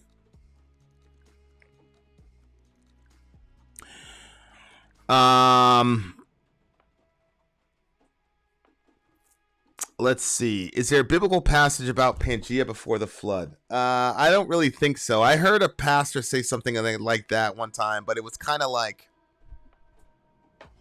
It was kind of like speculative and a kind of a reach, and I don't know. Have your prediction on the midterms changed in spring? Yeah, I definitely think that the Roe situation is going to purplize some of the red wave. I don't think it's going to be powerful enough to really do anything massively significant, but the slaughter that we all saw was going to happen, I don't think is going to happen because the Republicans, rhetorically speaking, in my view, aren't really hitting on the pressing issues. I honestly think that there's an underground sort of antipathy to all this war support for Ukrainians. And I think if the Republicans would really push on that and connect it to the economy and things of that nature, I think we'd be in a situation where Republicans have a lot more power. But the Republicans are so disorganized right now. It's weird. It's very strange to me. While Obama's a good talker, I think he's a huge disappointment. He could have pushed for universal health care, didn't he? He's another corrupt establishment. Of course, Brett. We know that. The guy, we know that. Hell yeah, you're right, Brent. You're right. Do you think? Yeah. So look, again, I do believe that there are people that have an agenda to rule the world and things of that nature. I don't believe that they're going to be successful and that they're as organized as people think they are. Free Leonard Pelletier. For show. People forget 94 Republicans took back the House for the first time in 40 or 50 years. A Republican messed that up this year. Yeah, man, some of the things that these folks do, man, is genuinely surprising to me, bro. Like, some of this shit is like, word, y'all are that, like, it seemed to me that Trump didn't want to win in 2020. Like, he the way that he handled COVID pretty much, toward the end, like, that shit was weird to me, bro. I'm like, yo, this dude, does he not want to be president? Like, is he done being the president? So, yeah. Yeah, it's very surprising when you see all this stuff, man. Like, it's weird. Definitely weird. I'm not gonna lie to you.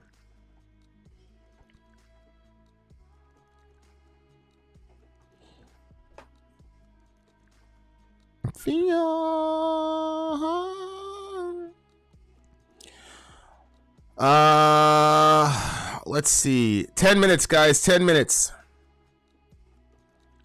GOPs have a ton of strength in having consistent messaging, but they're all over the place lately, especially now with Lindsey Graham floating a national abortion ban and Mitch trashing that. Yeah. Man, fuck Lindsey Graham and his, I shouldn't say that. Don't speak evil of a rule of your people. I'm not a fan of his abortion ban. He knows that 95% or 90% of abortions happen in the first 15 weeks.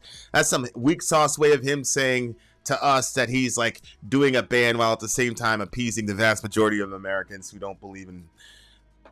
Most Americans don't think that you can have an abortion past 3 months. They really don't. They think that, you know what I'm saying? So it's just a milquetoast way of trying to, play both sides against the middle. I don't have any respect for that move at all. That's cowardly, So, but believe me, like, I can't get into it, but the Republicans are it's definitely a concern for them because they were never pro-life. And you could tell when a person has never really truly been in the movement, they don't the supposed backlash that they're receiving, like they're genuinely surprised by it, and it looks like they don't know how to function. It's like, well, wait a second. If you've been fighting this fight the entire time, you should know how to present this information to these people. But they haven't. So all of us who are actually like I was just talking to somebody who's going to be speaking at a March for Life in a couple days, female atheist. And so all of us in the movement are like, man, fuck this guy, bro. It's just about power and things of that nature. And they're not the ones who called that play. It was the Supreme Court that called that play. You know what I'm saying? So, yeah, man. Shit's going crazy. Did you see the Charlie Kirk, Ben Glebe debate on abortion? No. The same Ben Glebe that was on, what's his face's show? Was that the same guy that was on Jimmy's show that got blitzed by, what's his face? I forgot the guy's name. By Kurt? Was it that guy? Yeah, like they're trying to switch gears now because they were never in it. The people that are in it are willing to like live and die over this shit. He doesn't want to lose a seat of power because he's not really about that. He ain't about that life. And you guys, people are like, yo, people thought I was going to be all happy with the Roe v. Wade decision, blah, blah, blah. Man, please. I never celebrate. I said a million times we shouldn't spike the football because we knew, and none of us were, man. Albany wasn't. None of us knew because we know about those people, bro. Nah, man. This is yeah. Like if you're really about that life, you're gonna commit to it. You're gonna. Do you know? One of these days when this is all over, I'm gonna tell you guys how much money I've lost because of our stance on abortion on these platforms. And I'm not complaining about it. The reason I'm saying that is so people understand, like, if you're gonna be part of this, you're gonna pay. You're gonna pay. I just got done watching The Good Lord Bird. And when you watch John Brown and you watch how this dude had to fight to get the humanity of Negroes to be recognized, and even to black people, how he had to convince, this shit was unbelievable to me. And then the nice white moderate who would say, yeah, man, I agree, this is terrible, but we can't do all this stuff now. We got to think logically about this stuff. There are serious economic ramifications to what you're talking about, Mr. Brown. So, yeah, man, Lindsey Graham and all the rest of it, man, I hope the Democrats go and kick their ass, bro. Honestly, like, to me, the Democrats and the Republicans are 6.5 dozen. They're the same to me. So I hope he pays a severe price for that, honestly, because they're soft as hell. Name me your favorite hip hop fan. My favorite hip hop fan? I don't know what you mean by. You mean like a Stan type guy? If you have any doubts about there being a God and whether or not he performs miracles, obviously you don't watch the Dolphins and the Ravens today. Later, Lisa Fernandez. Yeah, bro. That shit was... shout out to Tua, though. Tua's been getting it, man. He's been getting it. So I'm happy that he's doing his thing. Abortion affects black children the most statistically, yet BLM says nothing about it. Hell yeah, bro. I was outside of a clinic one time. These BLM people came by. I was like, word, Black Lives Matter. So how come more black babies died via abortion in New York City than were born? So in the most populous city in America, we had more black babies killed than born 2 years consecutively. But Black Lives Matter. Shut the fuck up. Black Lives Matter. Don't get me started. Don't get me started, y'all. Don't get me started. Oh my God. Well, if that Ben Glebe guy went up against the Turning Point USA guy, I'm going to assume that he got wrecked relative to abortion. But if Ben Glebe wants to come and debate me on abortion on Middle America, we can do that shit. That's a standing offer to everybody. Hell, I'll do 3-on-1. I don't care. Concerning the doctrine of the Trinity, do you believe there are 3 centers of intellection and 3 wills, or 1 center of intellection and 1 will?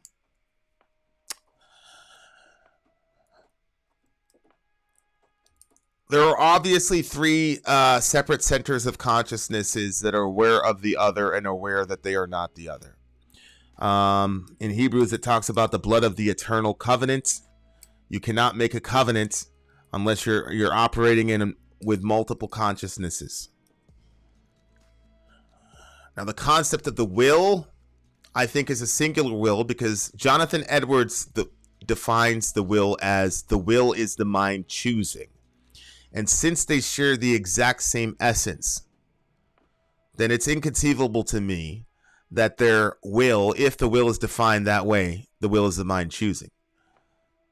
It seems to me that if they have the same essence, then their minds would always be in perfect harmony with one another, because much of what our thoughts and what we do has to do with our essence. Our will cannot be divorced, I think, from our ontology. And so I think, so for example, especially from a biblical worldview, right? So somebody's born with original sin. That's an ontological issue that affects the will.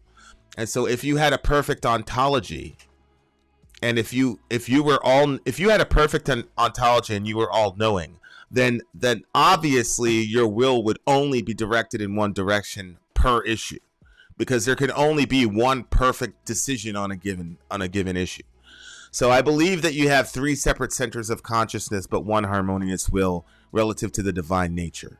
I'm very, very curious, though, as to your understanding of that.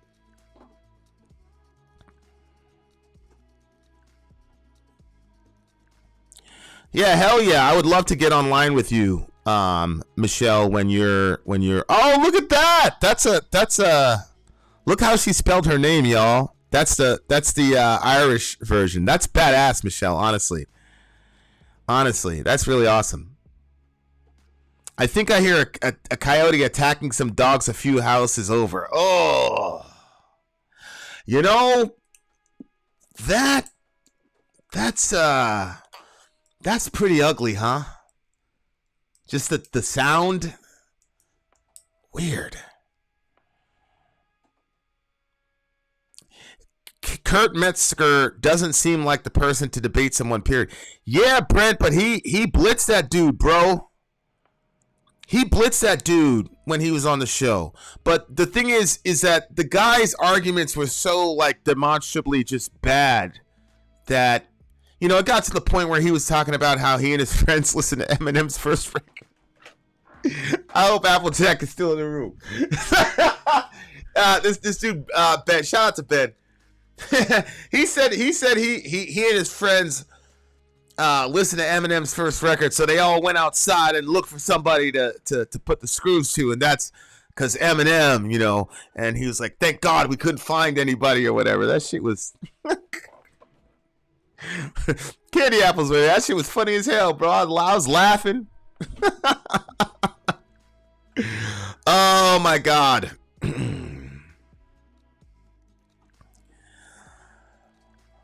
Oh my God! I hold to the Latin Augustinian Thomas model of the Trinity rather than any of the three self models. So extricate that, you know, explicate that a little bit for us. Yeah, that guy to me is that Gileb guy, whatever his name is. He's not a debater, and that's okay. Like, it's okay. Like, debating is a very very specific kind of skill set, and not a lot of people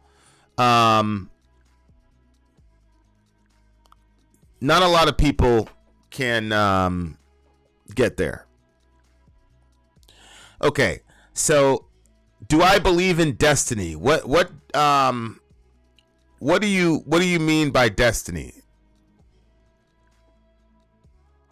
Do I believe in destiny?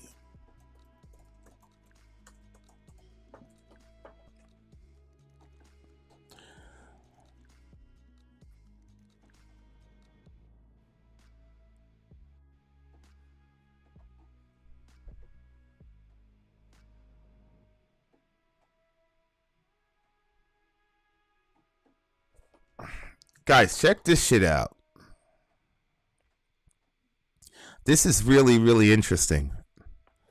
I know it's kind of off topic, but I do think it's a fascinating thing.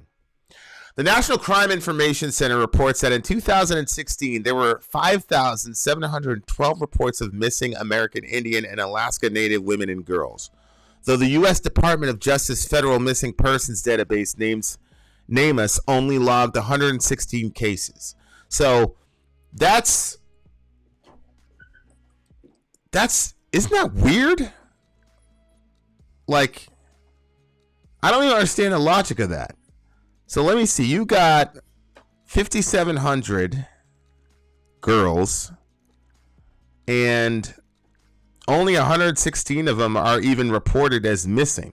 So how the hell are you going to find it? That's less than 1%. If your brother Vin can do any math, I think that's even less than 1% of the actual women and girls who are missing.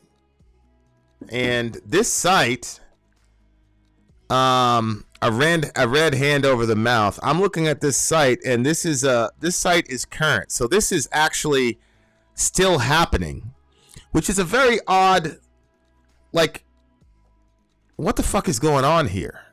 You know what I'm saying? Like, it's a strange sort of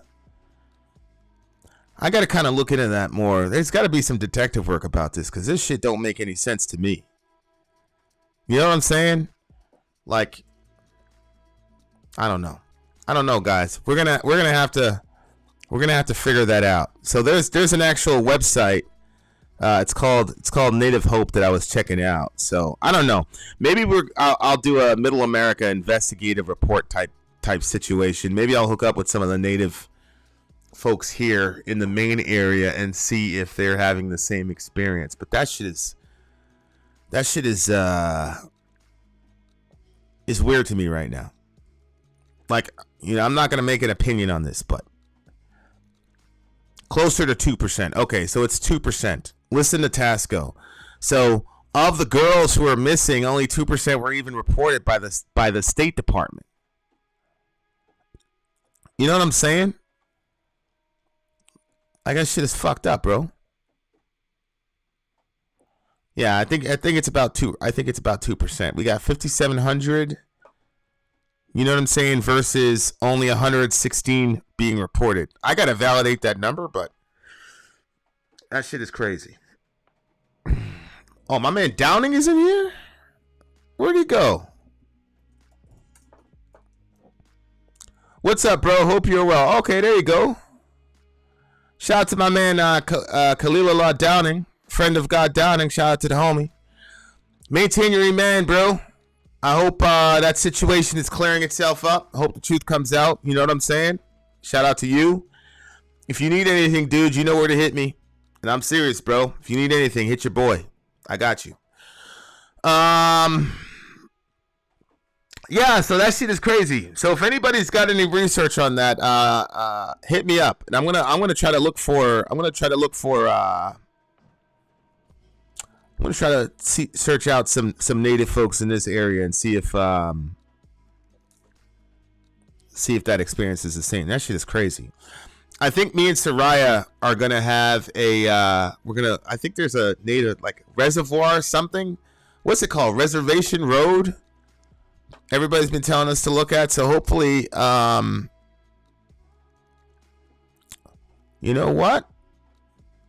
Let me chat with this person. Maybe I can get this person on Middle America. We can do an interview. Yeah, I'll probably try to do that. Listen, if anybody knows like an authoritative Native person who knows what they're talking about, let me know. I need to talk to some people that's credible, that has documentation, that has information. Yeah. I need to know that.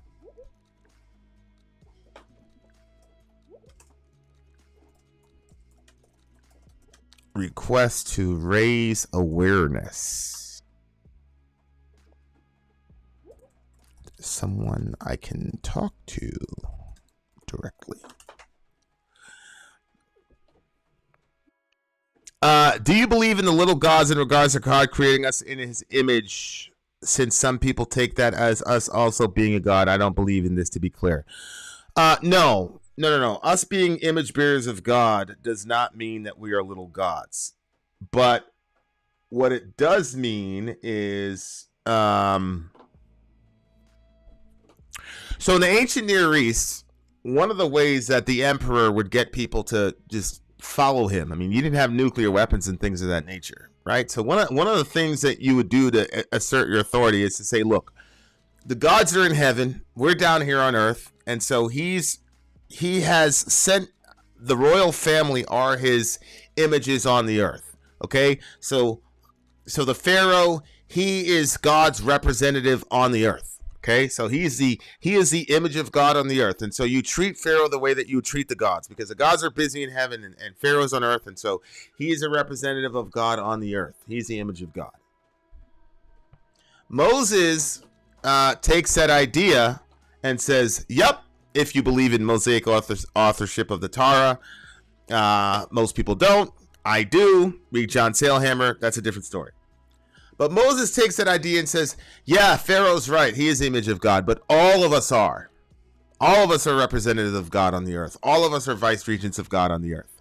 Not that we are God, but that we are to rule this earth in the place of God. In the same way as I would say, hey, I'm going to Portland to Dorian. Dorian, you're me in the house. You rule the house when I, whatever. Everybody knows that Dorian's not the ultimate authority. Everybody knows there's there's a difference between me and Dorian. There's a difference between my authority and his authority. We understand that all of Dorian's authority comes from me, and then I could pull it back at any time, etc., etc. Just the same, he is my vice regent. He is the vice Vin when I'm not around.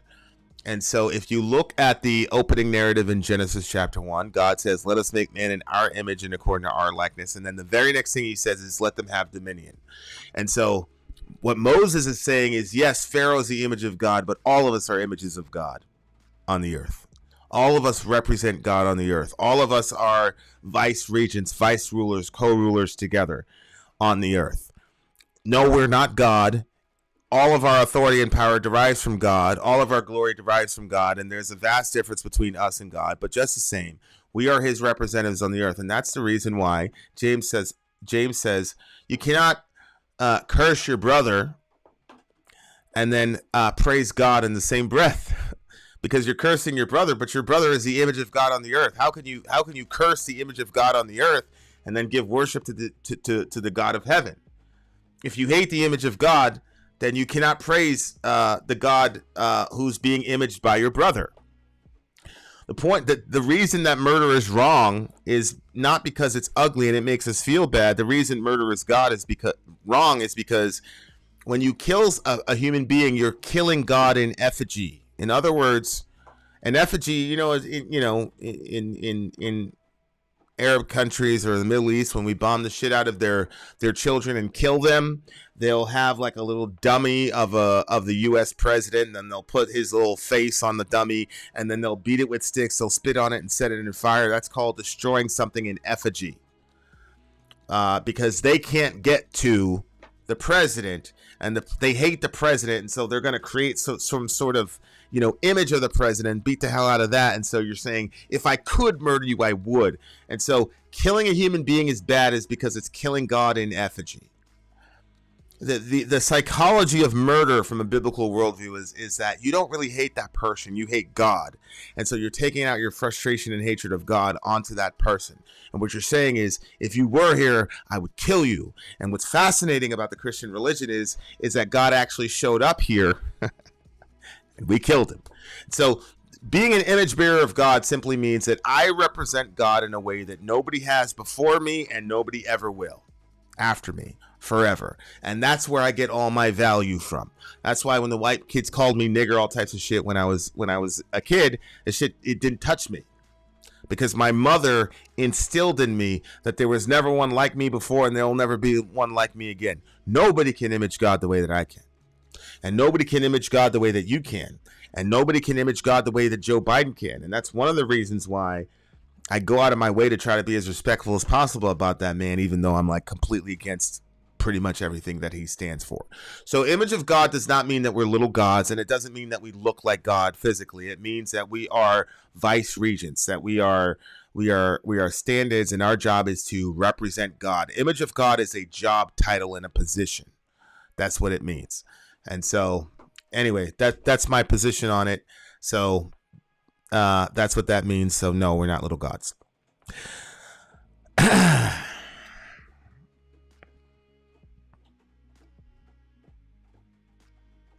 All right, guys. I got 3 minutes left, guys. 3 minutes. 3 minutes.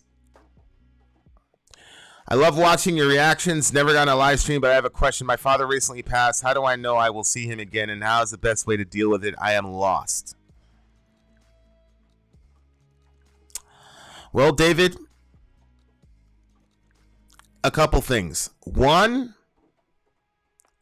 here's one thing. Everything that you loved about your father is I tell my son this. My oldest son loves me, admires me. The kids say he worships me, probably does. I take that boy. Oh, I love you, bro.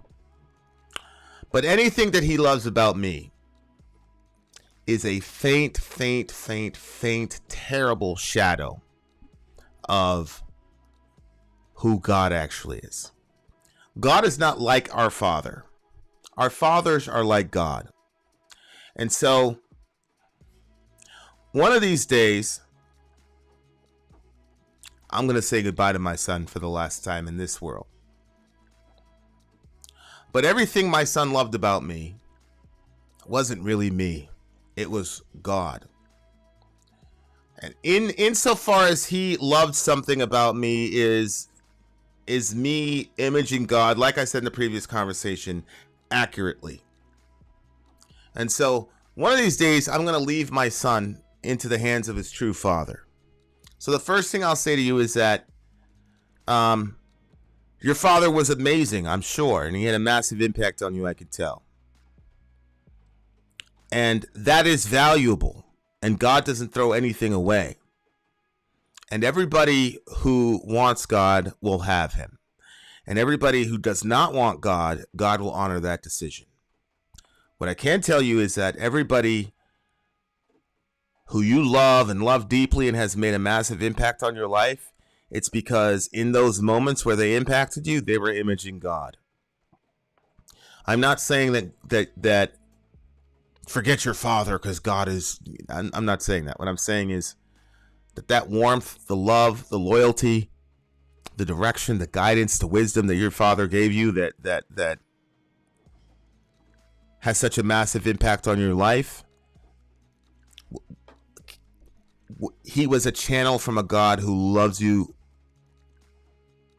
60 trillion times more than your father could. So, first thing I'll say is I want to honor your father and say well done to your father for having such an impact on your life. And I'll tell you guys this. The job of a father and a husband is to live and guide your kids in such a way that when it's time for you to go, you can hand them off to God until they see you again. That they can be strong, functional human beings that can thrive in your absence because you have brought them to their true father. And it's my job. My job is to work myself into obsolescence. And when that job is complete, I'm out of here. And your dad did his job, bro. So he's out of here. But God hasn't left you fatherless. So that's how to answer that question. You know, they asked Muhammad, they said, Ya Rasulullah, will we see you in Jannah? And Muhammad says, you will be with those you love. So that's a good hope. That's a good hope, and that's what I'd say to do. He was stepdad for 40 years. So so the comment, kudos on the good job he did, means more because he chose to. Yeah, see, I could tell. That's a dude that didn't have to. He didn't have to. But he loved you anyway, and he did that shit. And you know, I'm a stepdad too, bro. And I hope that when I go, that my stepdaughter could say the same thing, inshallah.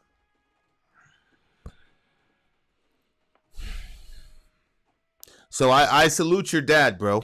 But don't despair. Don't despair. Because you got another dad who, if you open your heart to him, he'll love the hell out of you. And I mean that literally. I mean that literally, my brother. And there's nothing wrong with shedding a tear here and there. Nothing wrong with that, my man. Nothing wrong with that. So shout out to Dave's dad. We appreciate you, bro. And that's gonna be a good reunion, bro. I got a mom. I got a couple moms up there. I know I'm gonna see him again. That doesn't mean I don't feel this shit. I feel it, bro. Trust me. And I feel it with you. like I feel that shit. And I appreciate you, bro. And I really appreciate you sharing that, because it gives me a motivation to do a little bit extra, spend a little bit extra time. And all of you who are fathers, man, think about what this dude is saying. This dude was a stepfather, and this dude gave 40 years of his life to this dude. Holy shit. That's a high bar, y'all. So I want to be the type of father, man, that people will say that about, you know? Okay. So, all I gotta say is, look, when that time comes for all of us, you guys better make sure you're on the right side of all this shit. Because when I think about you guys offline and shit, like you guys, I'm like, yo, I tell God all the time, I'm like, I want every single one of my friends, bro. Every single one of them. What makes you so special? I don't care. I want every single one of my friends, when this shit is all over, all you guys are going to be on the table with us, bro. That's real shit. That's what I pray for. And I believe in perfect faith that that's going to happen for my people. And Dave, you're my people. He was very much Christian. I'm confident he's in heaven. Of course, bro. The only thing he'd say to you is, man, you better make sure you come with me. You better make sure you come with me. That's all he's saying to you, Dave. Just make sure you're there with him, bro. That's all. And at the end of the day, that's what it is for me, man. At the end of the day, man, this shit is all about family, guys. Honestly, like, there's politics, there's this, there's that, there's money. We fight about shit. We fight all the time. We say shit we shouldn't say, blah, blah, blah, blah, blah. At the end of the day, it's all about family. And, you know, all of us are lost, and Big Brother Jesus came to take us home. That's how I feel about it. I understand everybody has different understandings and shit like that. That's cool. But that's what I believe, and that's where I'm at. Vin, what do you think my naming my son after my grandfather because my grandfather was important to me? Are you kidding me? Reza's middle name is Keith Patrick because that's my dad's name. But I feel bad that I'm mad he's gone. It's selfish. Man, don't feel bad that he's gone. You're supposed to feel bad he's gone, bro. You're supposed to feel bad he's gone. Yeah, he's in a better place, but you still down there and you still down here, bro. Nothing wrong with feeling bad, being angry that he's gone. Listen, Jesus, you know when it says it says Jesus wept because Lazarus was dead. Let me show you something. Check this out, bro. I'm going to show you this, and I'm going to get out of here. This is John 11:35, right? It says Jesus wept because his buddy Lazarus was dead. And, you know, he was really, really, really upset, right? Look at what the word means. Look at what the word weep means. I got a friend on this channel. I'm not going to mention his name because I don't want to put his business out there. But his brother died. And I could tell that dude loved his brother. And, you know, I'm not going to lie in here and I say I feel his pain because I never lost a brother. But every time I think about this dude losing his brother, like, I feel that shit in my gut, bro. But listen to this. The Greek word for wept here, look what it says. To cry tears because of sadness, rage, or pain. So when Jesus wept over the death of Lazarus, there was some rage in that crying. There's another crying when he wept over Jerusalem. It's a different word. This word carries with it the connotation of a real deep rage. And that's Jesus. And he was about to heal the guy in 2 seconds. He was about to, in four or five verses later, he resurrects Lazarus from the dead. So why is he raging and angry? Because he's looking around and he's seeing all the weeping and the pain, and he knows, yeah, I'm going to raise Lazarus from the dead, but 20 years, he's going to die again. And these people are going to have to go through all this shit again. Death is an enemy in Christian theology that will be overcome. So nothing wrong with some rage at death, because that shit is not supposed to happen. People are not supposed to be separated from their kids, and parents aren't supposed to be separated from their kids, and kids should be able to go to school, come home, and have an egg. I used to come home from school. My mom used to make me an egg. Come, Vin, here's your egg. She'd have to have a boiled egg. I'd put down my little Pac-Man book bag, and she'd sit down with my egg, and she'd ask me how school goes. That's the shit that's supposed to happen to those kids in Uvalde, bro. So anybody who's not mad at death, man, I'm not with it. Hell yeah, we're supposed to be mad at death. Hell yeah, we're supposed to be mad at death. Yeah. So I'm mad at death. I'm mad for you, bro. But it's all good, because we're all going to be together again for show. Just make sure you're there, bro. That's all. Just make sure you're there. The same Jesus that guided your father till his dying day, he'll walk with you. I'm going to learn from my sponsor for the first time ever how to grill steaks. No lie. I'm dying from the Middle East toxin. This guy's 30 years older than me. He's going to teach me how to grill. Hell yeah, that's what we about. Shout out to Stone Cold. I want death, but I'm too much of a coward to kill myself. And hi, Vin. Well, I hear you, great old one, but I'm glad. I'm glad you're too afraid to kill yourself. And I hope you're always afraid to kill yourself, because you have no right to take yourself from us. Your community property. You don't get to fucking just go. You don't get to leave like that. That's not how it goes, bro. All right. Much love to all you beautiful people. I love you all. For real. I love all you beautiful people. So love each other. Take care of each other. Do your best. Do your best, guys. Do your best. Trust Jesus. Love each other as much as you can. I'll see you guys on the other side of the break. The other side of the break, meaning in another day or two or three. Take care of each other, guys. All the folks with the super chat, thank you so very much. I appreciate all of that. And look, guys, be kind, because everybody you know is fighting a hard battle. So be kind. Be kind to people as much as you possibly can, because you don't know what people are going through. So do your best. Do your best. Okay, guys? And, you know, if you screw up and you hurt people, there's a cross for that. So, you know, just brush yourself off and get up and do it again.